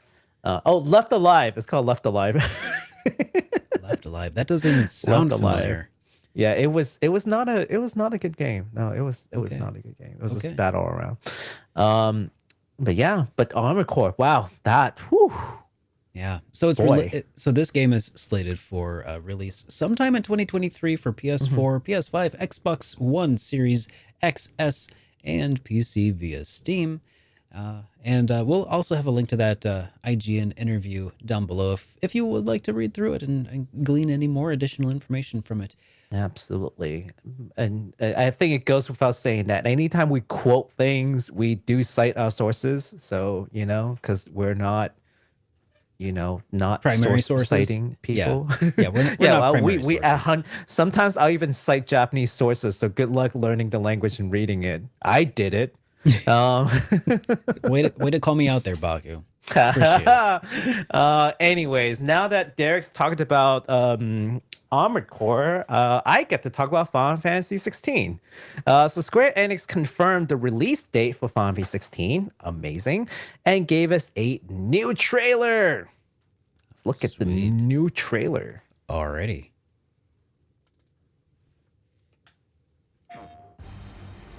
Take Joshua and get to safety. I'm not going without you. I'm going to hold the enemy here while you make your escape. Now, I did actually talk about this trailer. I would consider playing this in English, not gonna lie. Well, yeah, because it features vaguely it European. Seems to make sense. Yeah. Mm-hmm.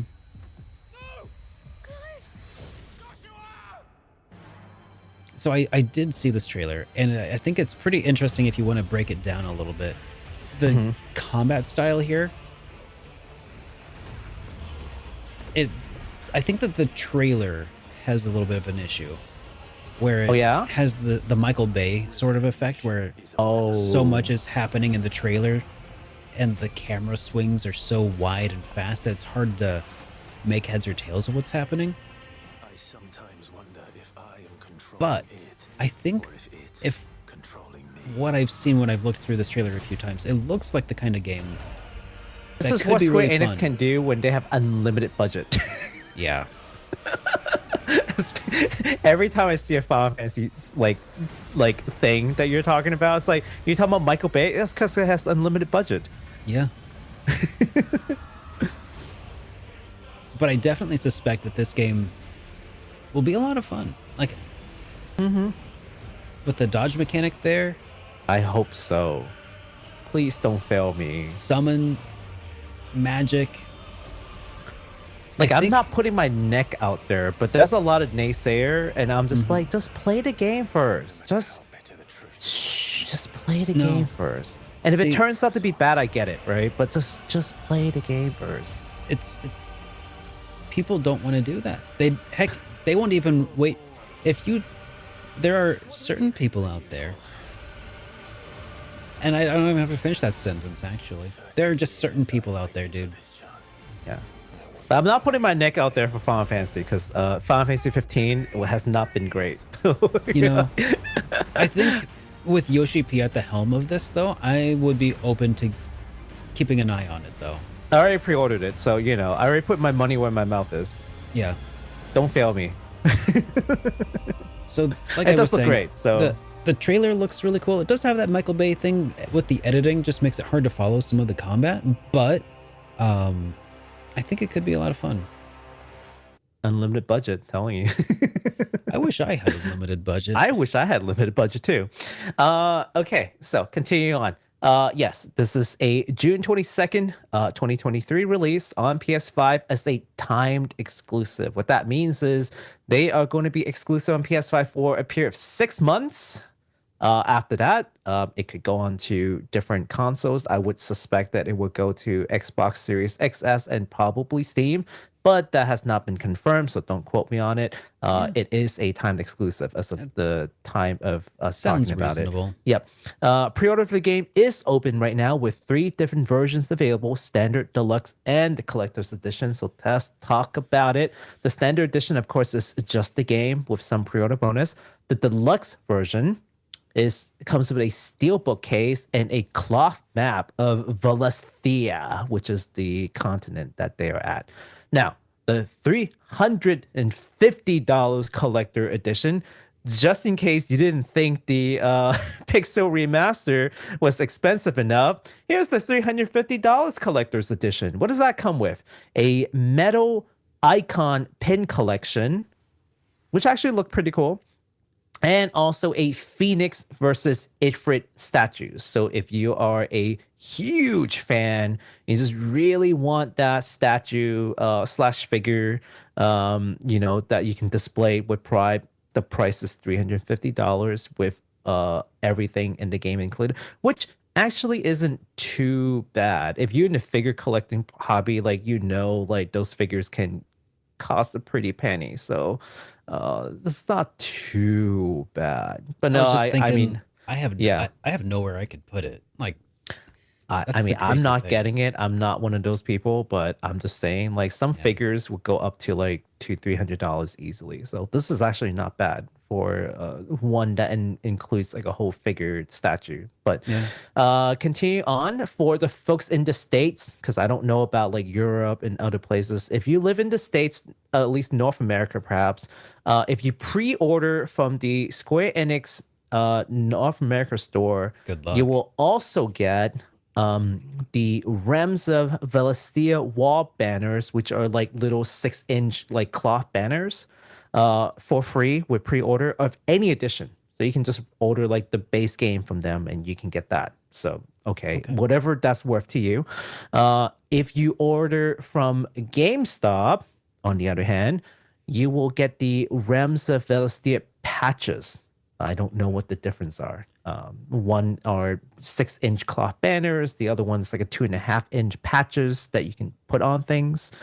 They're free, so you just gotta order the game. Any edition, the standard, deluxe, doesn't matter. You can order any edition, and they'll just throw it on while supplies last. So there you have it. I don't know of other exclusive pre-orders from other retailers. Like I've tried to compare for myself because I'm like ordering the game. But I didn't see anything else. Like the only thing I saw was the Square Enix North America store and also GameStop. Like Walmart has the pre-order, Amazon's the pre-order. I forgot what's like another store that had the pre-order, but they didn't have like some kind of Best Buy. They didn't have like additional physical goods that they're tagging on.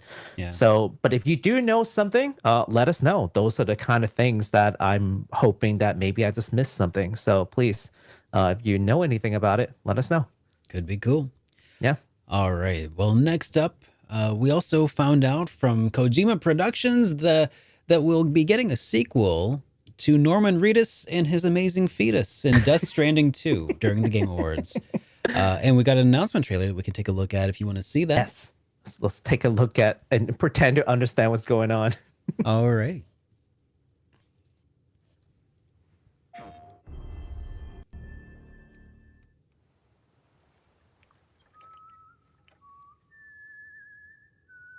Uh-oh. Whistling. I don't know if that's going to get us DMCA'd. It could actually happen. Is it Wild Arms? Is it Wild Arms? Maybe not. I don't know. You know, if whistling gets us DMCA, we're never playing another Wild Arms. Was it no Wild Arms? Wild Arms. Arm Fantasia. Oh, the Arm Fantasia as well. Yeah, we're never playing the new trailer because you can bet that there'll be whistles. That's true. But here's the reason I wonder is because if someone's whistling or singing on television, you have to pay that person royalties every time it gets played somewhere, like on television and such. Yeah. So, really? Uh-huh. That's crazy. I didn't know that. Which just is whistling? Yeah, whistling, humming, singing. What? It's got special privileges, which is why I was like, oh wait, lyrics? Hold on, let me turn it down a little bit because no, not the lyrics. I know, not the lyrics. Because it's considered like a performance of some sort, which was kind of funny. There's a really interesting story about the guy from Breaking Bad when he was on Malcolm in the Middle. He would often just hum improvised songs with within the filming of the show, and he would end up getting like royalties. They'd have to like sign off on it and stuff. That's hilarious. Yeah, but also not fun for us. Oh, why is she getting shot at? What's going on? Oh no, that baby's totally dead. Oh Jesus, what is this? Uh-oh. Random fetus. Wait, so is this not featuring Norman Reedus? I don't know if Norman Reedus is in this. Oh. I think it features like a new protagonist. Okay, interesting. Like, I'm not even gonna pretend to understand this game. No. Or the previous game. Okay. Well. Yeah, let's just end it with this. DS-DOS. DS-DOS, yeah. The trailer goes a little further, but we'll let you guys watch that. Of course, all the trailers we watched today are all linked in the description always. because they're practically primary sources. Is currently being developed for PlayStation 5, though no release date is set. Yes. It is also related to Death Stranding. Kojima has also announced that a film adaptation of Death Stranding is currently in development in collaboration with Hammerstone Studios.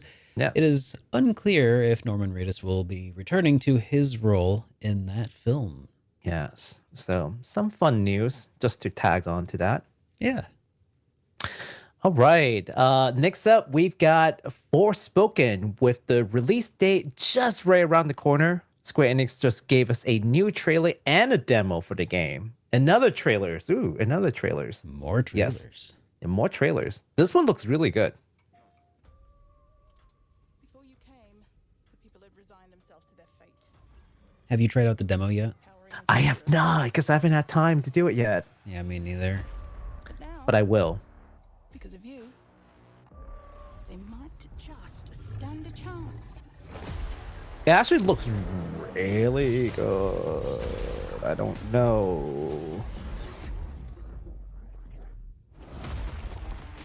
I've heard mixed things about the combat. Oh, yeah?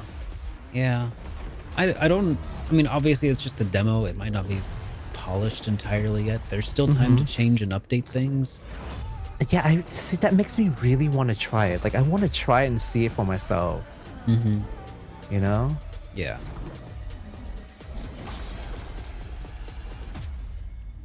Play the demo now. All right, now. guys. You heard the trailer. Just drop everything. We're gonna end the show. We're gonna go play the trailer now. That's pretty awesome. I mean, that's a better trailer than like the Quippy one. Yeah. They should never release that one. That was a mistake. They have to do so much damage control because of that. Did they do any damage control, or did they just ignore it? They did. They really tried to like distance themselves away from it. It was so like poorly received that they like had to really distance themselves away from that. Did they have to rewrite the script? That would be hilarious. I hope they did. Oh, I crap. Hope they did. This is bad. This is bad. This is bad. Remove all the quippy lines. We thought we were connecting with the Americans. Okay. So now, as I said, I have not had a chance to play the demo yet. However, our friend Scott Clay over at RPGFan.com has had a chance to play not just the demo, but actually a couple of chapters. The reason that is because he attended a special event with Square Enix in New York, and he said that he had a blast playing the game. Yeah, so much so, actually. And if Scott's here, this dude... He was compelled him to link me to his article, and just in case that we're still on the fence about the game, he's like, here are my thoughts on this, and I clicked in, and he actually wrote the whole thing. So I'm like, okay, so you're not linking like your colleague, like you did this, okay? So I feel better about talking about it.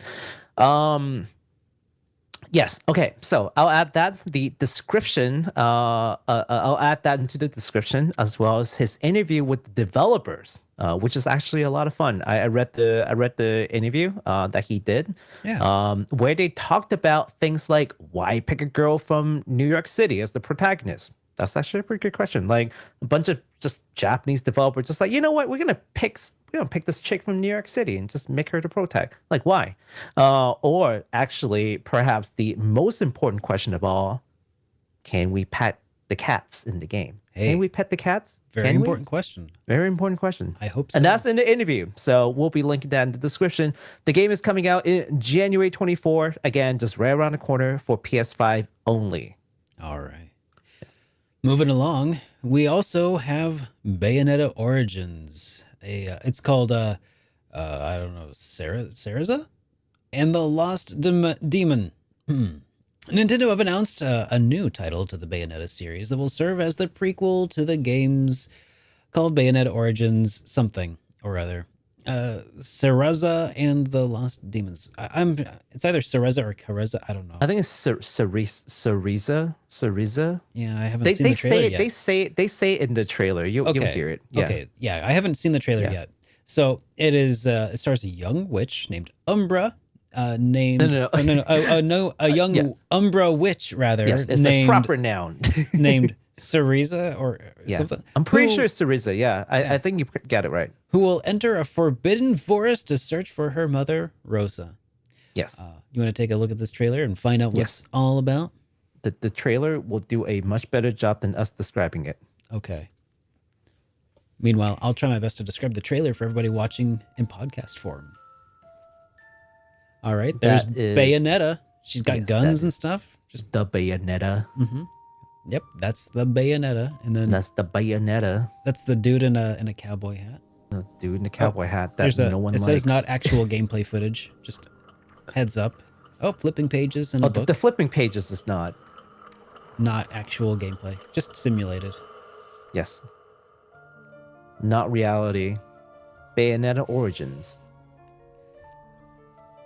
All right. What? So this, I've seen a little bit of the gameplay of it. It's definitely like a much lower budget version of a Bayonetta game. Absolutely. Doesn't necessarily look bad though, from what I'm seeing. Almost. It's a different aesthetics. A little storybook like. Yeah. I mean, I think that is exactly what they're going for. You know.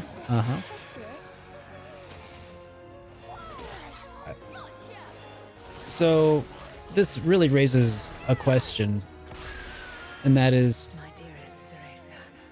Mommy? well, actually, I'm probably not going to ask that question. You know what I think? Like sometimes, like you see like a Zelda game where like they release one that is like highly stylized and not exactly like that's the realistic kind. Yeah. And like I don't see people getting angry at that, right? But no. Like for something like this, like I've seen people angry, like, oh, they're just cheaping out. It's like, well, yeah, but this is a different like style. This is just different like art.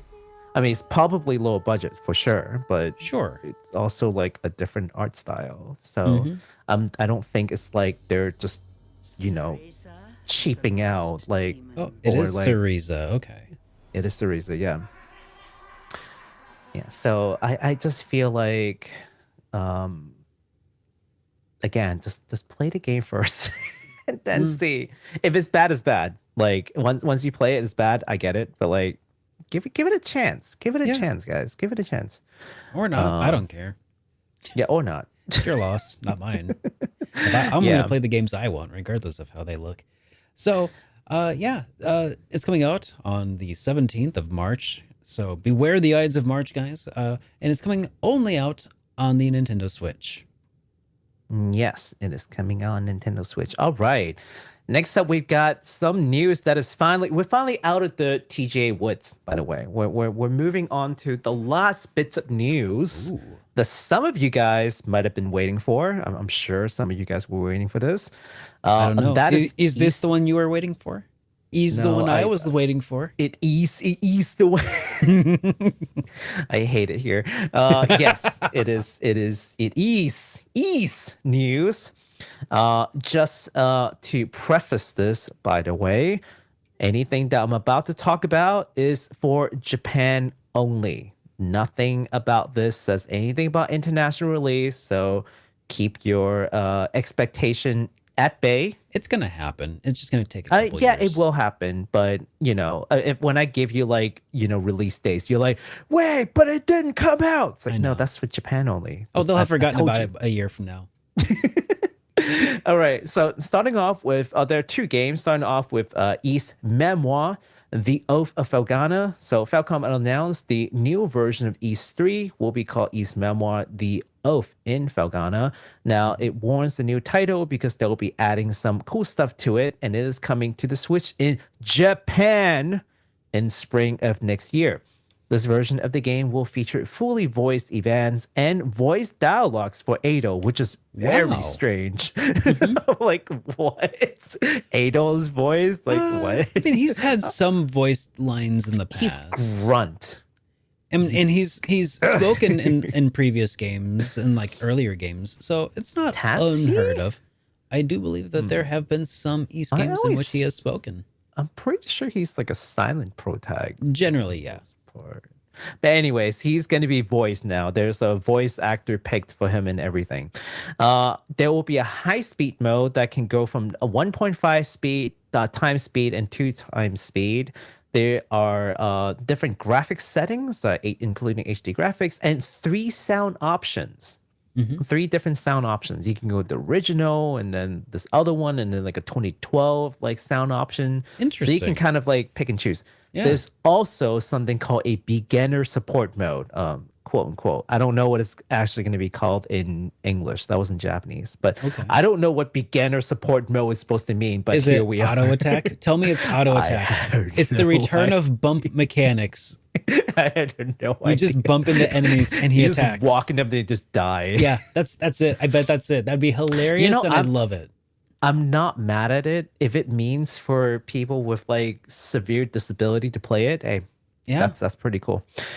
So it is not known whether or not this new version would even be available outside Japan. So hold your horses, okay? Yeah. This is again just for Japan. Fingers crossed that it will be released in international.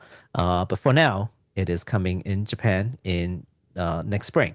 All right. We also have East 10 Nordics. Of course, that's what you guys are also waiting for.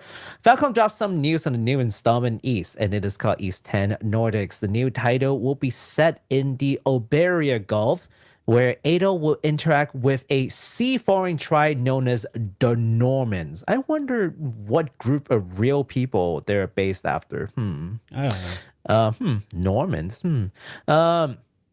They are threatened by a group of immortal beings called the Griegers or the Griegas. I don't know what the English title, the English name will be.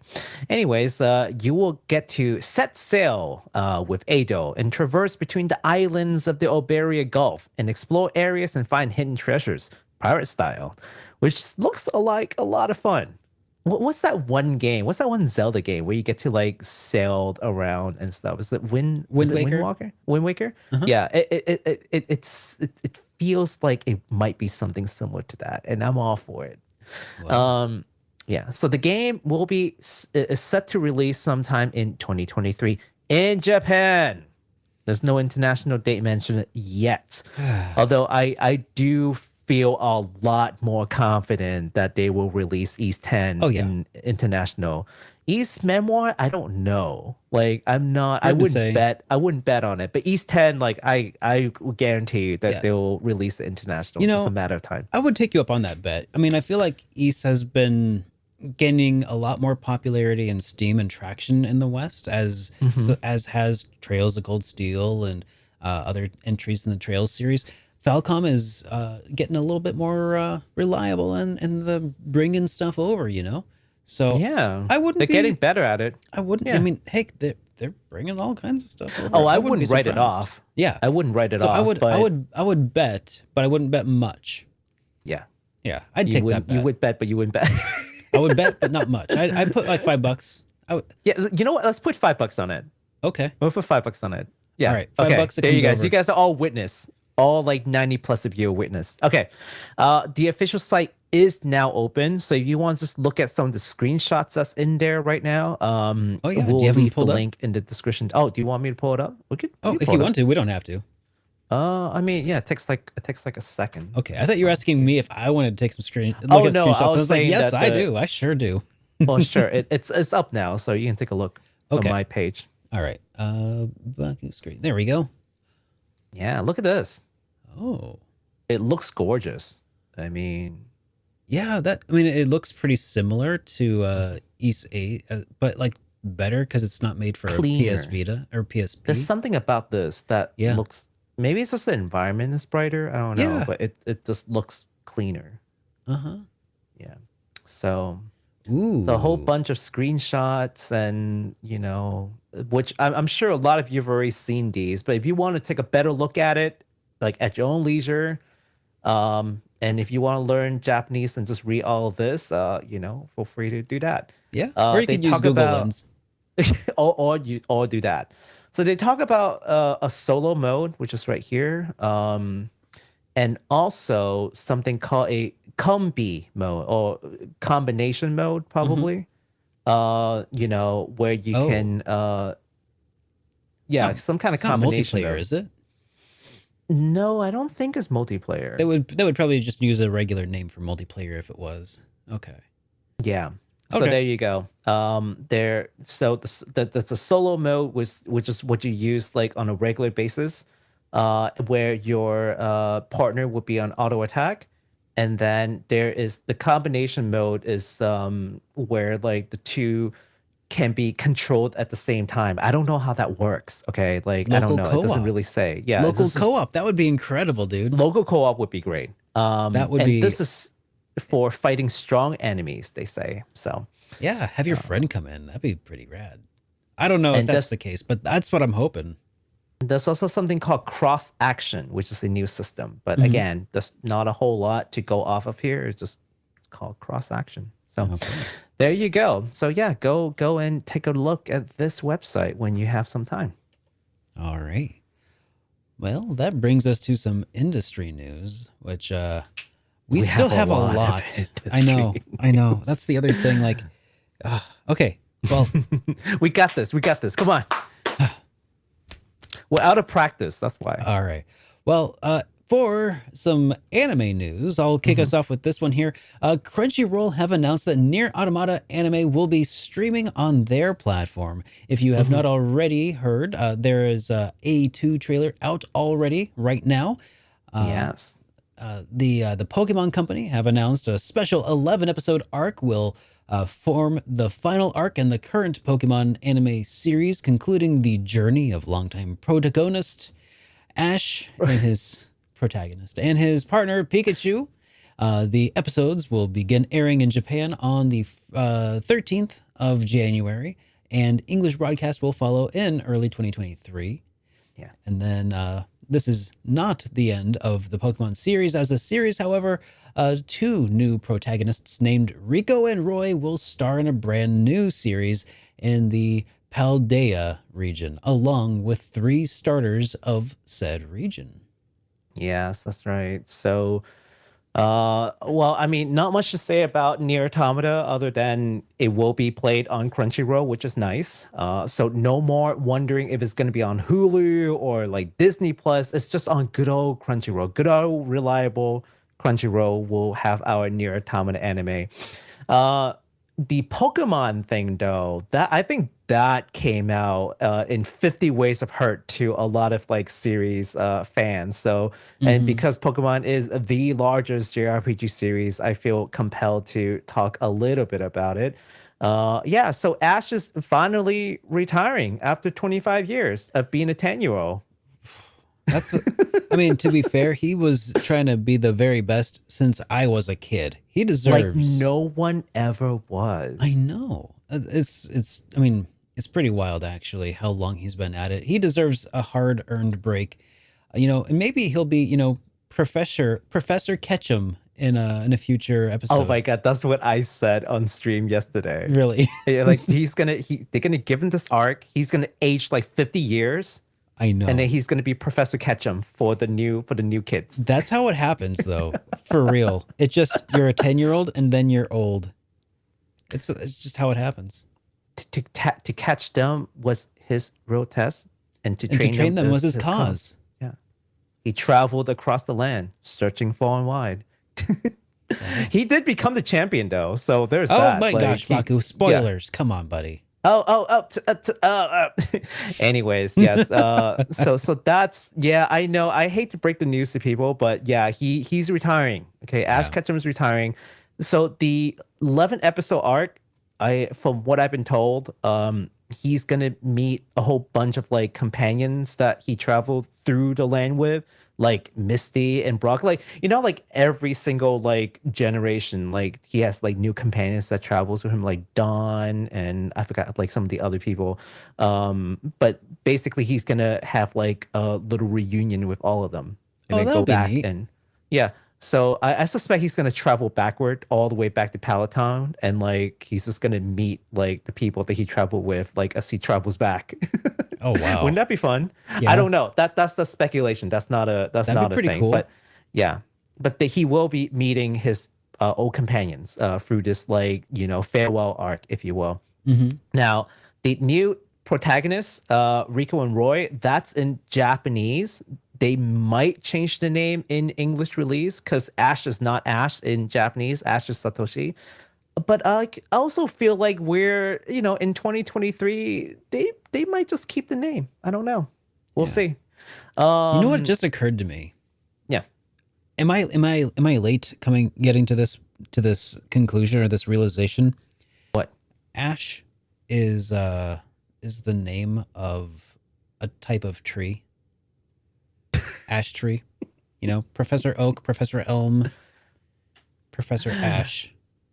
I mean, it's I think this is the first time I've realized it, but maybe he will be a professor. Maybe he will be a professor. He really is. He will be a professor because all the professors have like tree names, right? That's what I'm saying. He's just Professor Ash. That's I just now noticed that it could totally be Professor Ash. It only took you 25 years, but you know what, Derek? It's better late than ever. So yeah, I'm a late bloomer, it takes time to get this cool. So again, the Paldea region, by the way, that's the new region in Scarlet and Violet. So just in case anyone wonders, like what the heck is that? So the brand new series of the two brand new protagonists, that's going to be the Scarlet Violet region. So that's and the 3 starters that they have there. So that's the new anime that's coming, which is pretty cool. Heck yeah. All right. So I think that covers that. So remember how we were talking about Digimon earlier, Derek? Yeah. Well, we got some more Digimon news. Oh boy, get ready for a slew of Bandai Namco news. Okay, starting off with Digimon Con 2023. This is going to be a live streamed event that's going to take place in February 12th, which is actually not that far from now. Okay, and it will be free to watch on the Bandai Japan's official YouTube channel. Now, fans can expect news on the toys, merch, the card game. Did you know that they have a card game? The Digimon card game has a card game? Digimon card game has a card game. I did not realize that. Well, now you do. And also new video games, which is what we're all about, including previously yet unannounced projects, they say. Oh. Yeah. Like a sequel to the new Digimon strategy RPG, maybe. Never know. Yeah. Anyway, so they'll be talking about that in February. So hey, if you're a Digimon fan, and I saw someone said that they're a Digimon fan, well, rejoice because that's coming in February. Cool.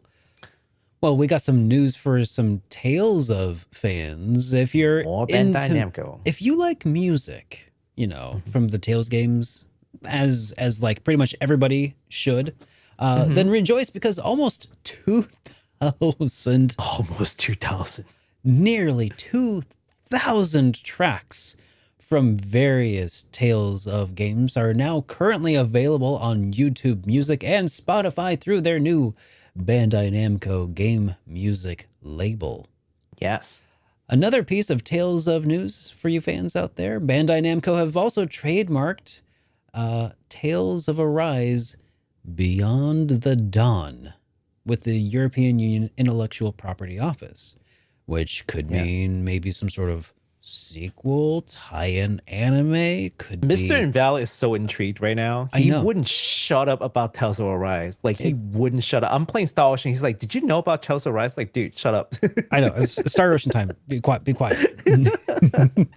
No. I'm geeking out with him, though. Oh, but yeah. It could be so many things, though. Like, it could be a DLC expansion pass. It could be an anime. That's what I said. Also, I already said that. Yeah. Come up with your own ideas. I'm just Baku. repeating after you to sound like an original idea. Oh, well, that's a smart. I'm just kidding. It's fine. No, it's super cool. I am curious. My interest has been piqued. Yeah. So that's the big Tales of news. Tales of. Yeah. So there's the Tales news. Now more Bandai Namco news. The this time actually involves the famed creator of Dragon Ball, Akira Toriyama. Some of you guys might have heard about this. There's a new project that will be based on Toriyama's short work called Sandland. You want to take a look at that? We got a short trailer for Sandland. Is this a game or what? No, let's take a look. I mean, here's the thing. I'm curious if I should. It's really short. I'm gonna turn the audio down just in case, because we have a history of getting slapped by DMCA such stuff when anime is involved specifically, especially if it's in any way tangentially related to Netflix. I don't know if this is or not. This is not Netflix. Okay. But because here's the thing. Oh, that's so cool. They don't really say what project this is about. So original story, Akira Toriyama. Your guess is as good as mine. Now Sunrise is involved, so maybe there is like an anime too. Mm-hmm. But I'll be honest with you. I think.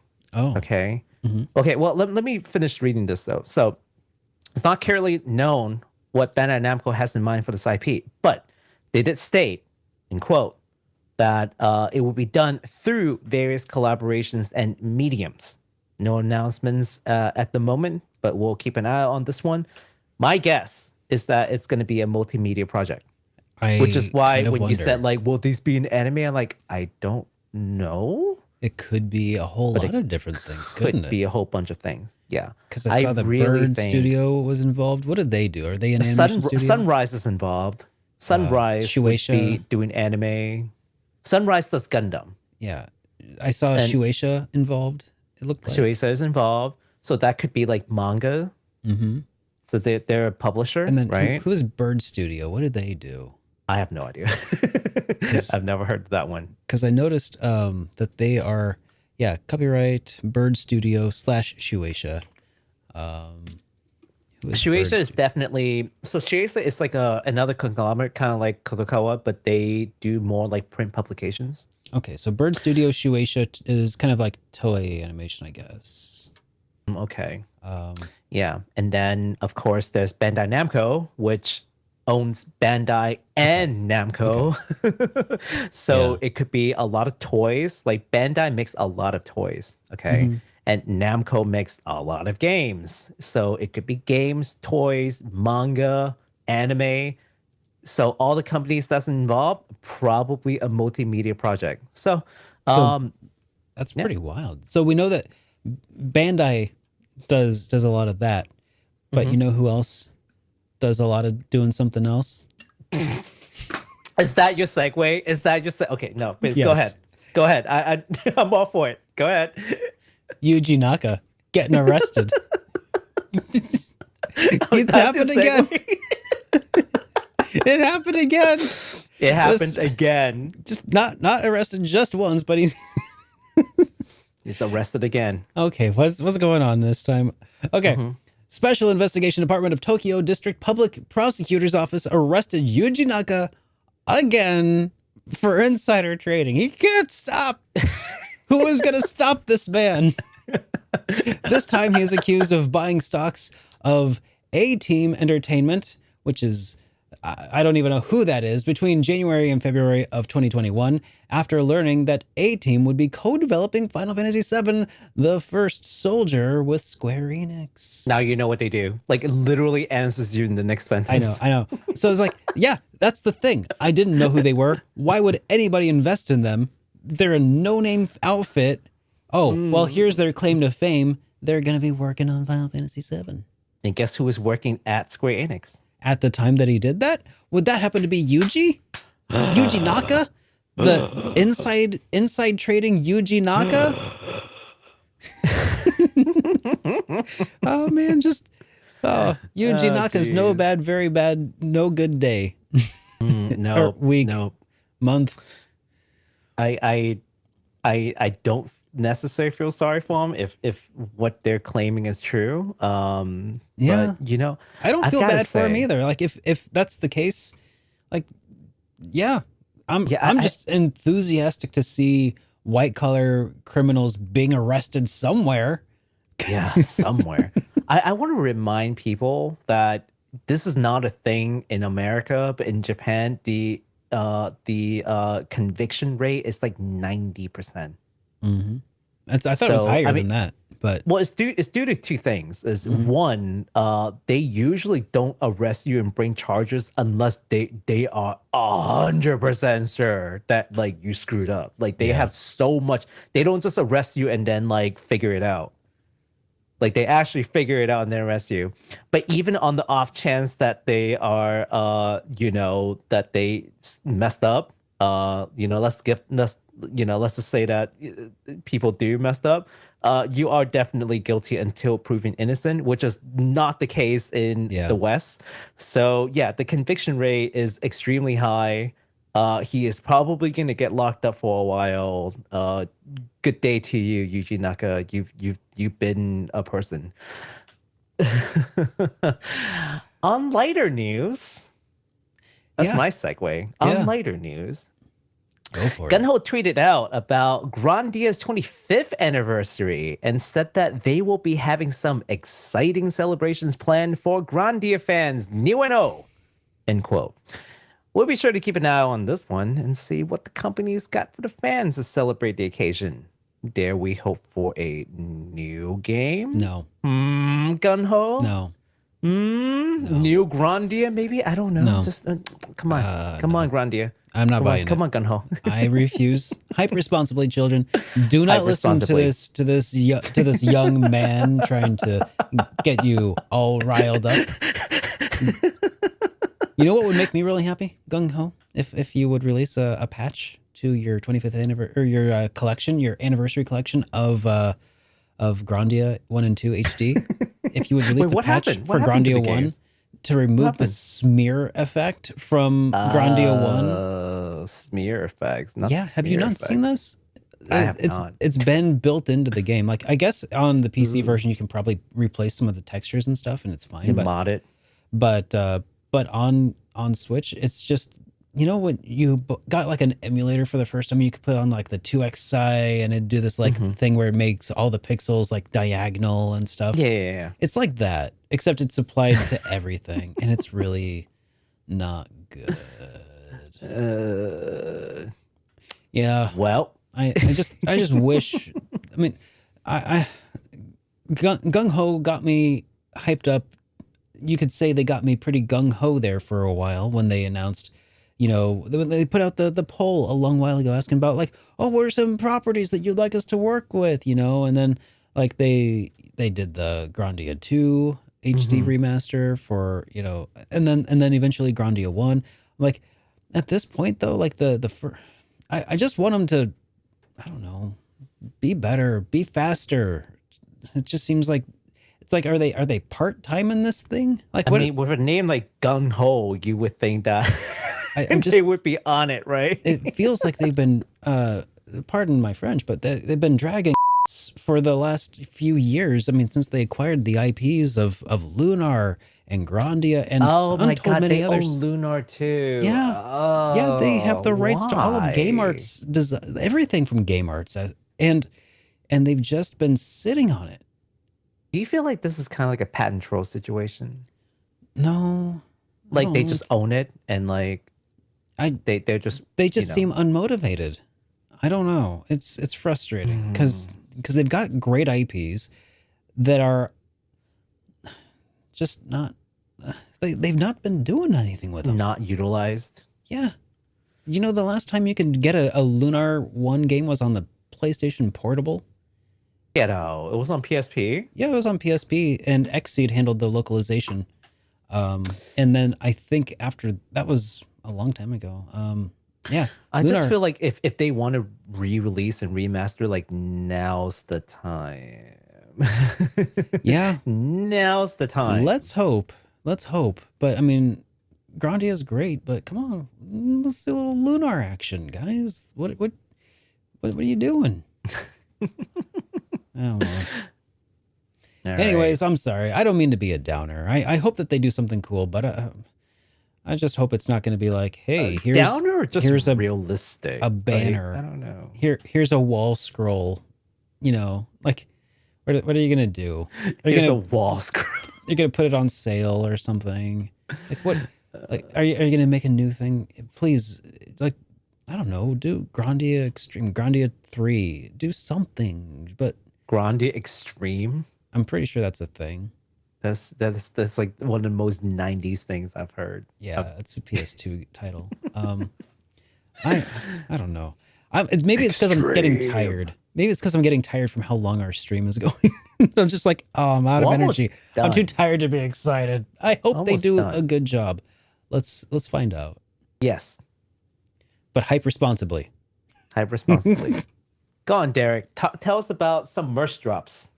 All right. We've got a couple. We do got a couple. Starting with this one that's from Square Enix. They've just released 6 more music boxes, including Love Grows from Final Fantasy VIII, Melodies of Life from Final Fantasy IX, and To Xanarkand from Final Fantasy X.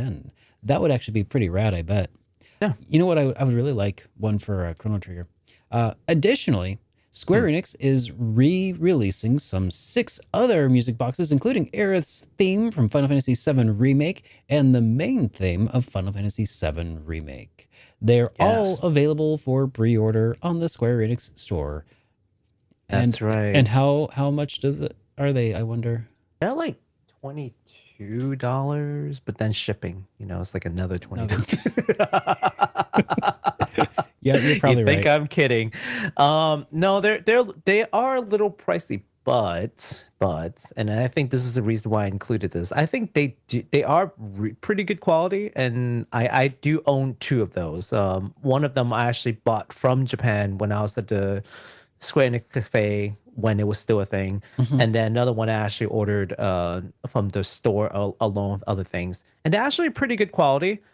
So if there are certain people that are kind of hard to shop for in your life, and they might like this as kind of a memorabilia. So it is more of a gift idea for some of you guys out there who are just like having trouble finding a good present for folks.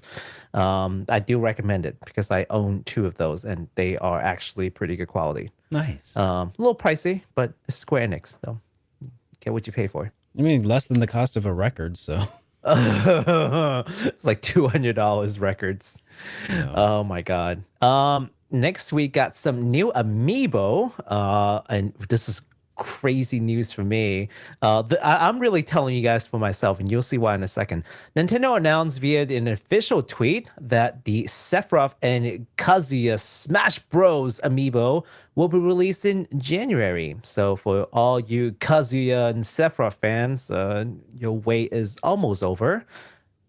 They will be followed by Pyra and Mithra from Xenoblade Chronicles 2 later in 2023. And this is the real reason why I'm talking about this today. Okay? Because I want all of you here right now who are still with us and who will be hearing this show in a podcast format or watch this video later, if you see Pyra and Mithra go on sale, I want you to spam me. I want all of you to spam my Twitter or anywhere and just tell me it's on sale. I don't care if I might have already just tell me immediately. This is your permission, everybody, to annoy the ever-loving out of Baku. Message me. Return the favor. Tweet at me. Shame him on Twitter. Tell me about, because I need Pyra and Mithra in my life. I need the Amiibos. I don't collect Amiibos, but I don't even play Smash. But you know what? I do play Xenoblade too, so I need those. And you have a Pyra and Mithra shaped hole in your heart that can only be filled by and also a NieR shaped one. Like there are 3 holes. But I can plug 2 of those with these, and I'll be fine. Sweet. Moving along, we have some Yakuza pins to talk about here. You don't need to join the Yakuza to get some Yakuza pins. Kadokawa is collaborating with RGG Studio to release some wearable pins from the Yakuza games that will feature the likes of the Tojo clan, Tojo clan, yes. Tojo, okay, and the Omi Alliance. Yes. Just maybe don't wear them on your suit jacket when you come to visit Japan, though. If you are interested, they are currently available for pre-order on Amiami. Yeah, they actually look really good. So for context, for all the people who don't know, in Japan, Yakuza, they wear like these like pins that signifies which group they're with on the lapel of their suit jackets. Yeah. Okay. So, and they're releasing these from the game Yakuza. Yeah. In Amiami. So like imagine if you will that you were buying from Square Enix or Amiami or whoever, say like a red or blue headband of some sort, you know, maybe don't wear them around locations that could get you in trouble. You know, yeah, think of it maybe like that. Don't go to LA with a blue bandana or a red bandana. I don't know. I'm just how about any bandana? Saying. How about just don't wear clothing. Don't in wear LA. bandana in LA. Go streaking in LA. Just to be safe. Just be like, I don't want no trouble. I don't want no trouble. I don't want to wear the wrong color, so I wore nothing. All right. God. This last one is for all the Trails fans, and there are still a couple of you here right now. Pinbox announced that they will be doing a large-scale Felghana merchandise collab that they will reveal the details tomorrow, actually at 5 a.m. Eastern time. So in about 7 hours, they will tell us exactly what they're up to.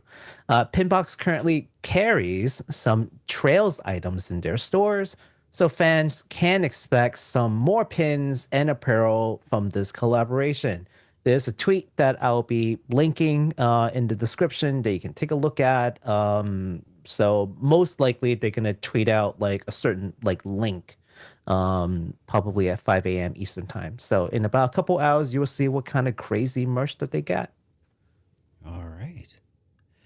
Well, I think that'd be pretty cool to see some like orbments or something. Like the original orbments from Trails in the Sky would be really awesome. Oh, that would be fun. Yeah, Ortman. Yeah. Yeah. All right. So I think that about wraps it up for our industry news. So that brings us to the final section of our stream this evening, and that is just responding to some super chats and the outro. And we don't really have that many super chats to talk about at the moment. Just this one from Francisco Lira, who says, Valkyrie profile Lenneth is amazing. Most character stories are amazing, and the gameplay is really fun. I hope it sells well. Yeah. Yeah, I want them to bring it back. If they ever make a Valkyrie Profile 3... Oh, wait, you play Valkyrie Profile, right? You have? No? No. I've not. I'm sorry. There's so many games out there, and every time people are like, hey, you played this, right? I'm like, unless I've done a review of it, the chances that I've played it are very slim. I just had to check on it, but it's okay that you haven't. Maybe one day, right? I haven't played Grandia, and Grandia is like... You haven't played Grandia? I'm just kidding. See? You see? You see? Wow. What? I know. I'm glad we like didn't play games that like the other person played, because covering like, our blind spots. Yeah, we're covering our blind spots.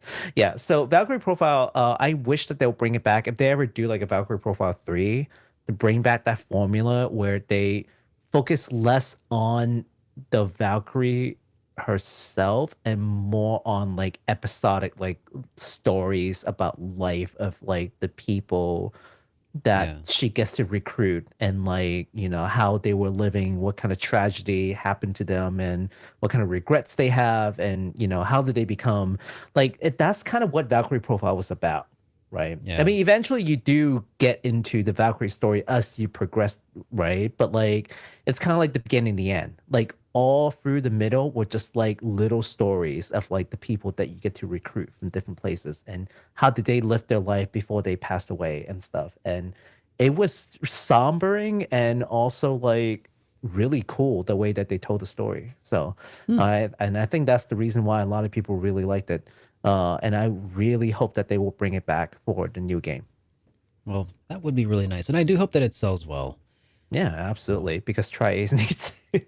That really they do need it, you know. And so, and you've really been enjoying your time with Tri-Ace's latest Star Ocean entry. I just wanted to kind of reiterate that it's great to hear that they are doing pretty good work right now, you know. And it's a fun game.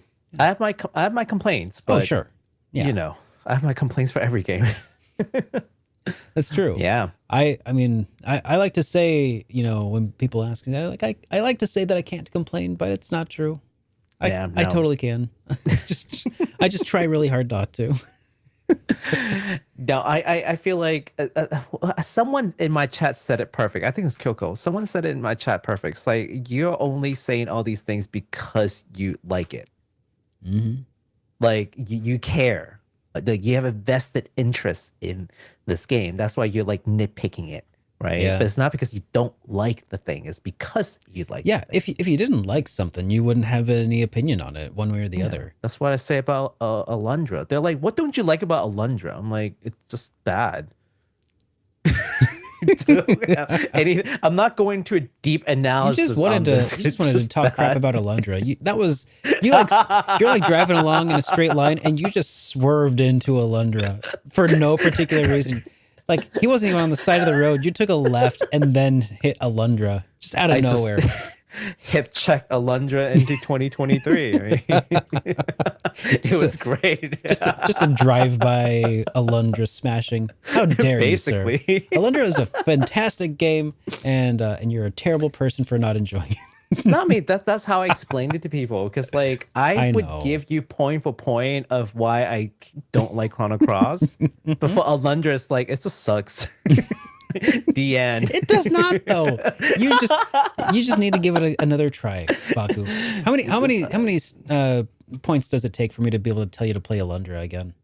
I will play Alundra again when you actually play Yakuza. Yeah. Sweet, because I think we're going to be playing that here pretty soon. I don't want to hear it. I need commitment, sir. I need to see you do it. Well, guys, I do believe that is it for today. But Baku, where can people find you? Yes, you can find me when I am back to making videos at Weep Sauce over at YouTube, which you see me typing in, and also at twitch.tv/Bakusan JRPG, where I actually spend most of my time playing games, including Star Ocean. So please come by and hang out. Yeah. Will do. And thank you all so much for hanging out with us this evening. It has been a pleasure to stream for you all. I hope that if you are enjoying us on your various podcasting platforms out there, that you might leave us a review or a like or something of the sort, or get followed, whatever it is you do on those crazy podcasting platforms out there. And I'll see you guys in the next one. Until then, have a good rest of your evening, everyone. Have a great evening.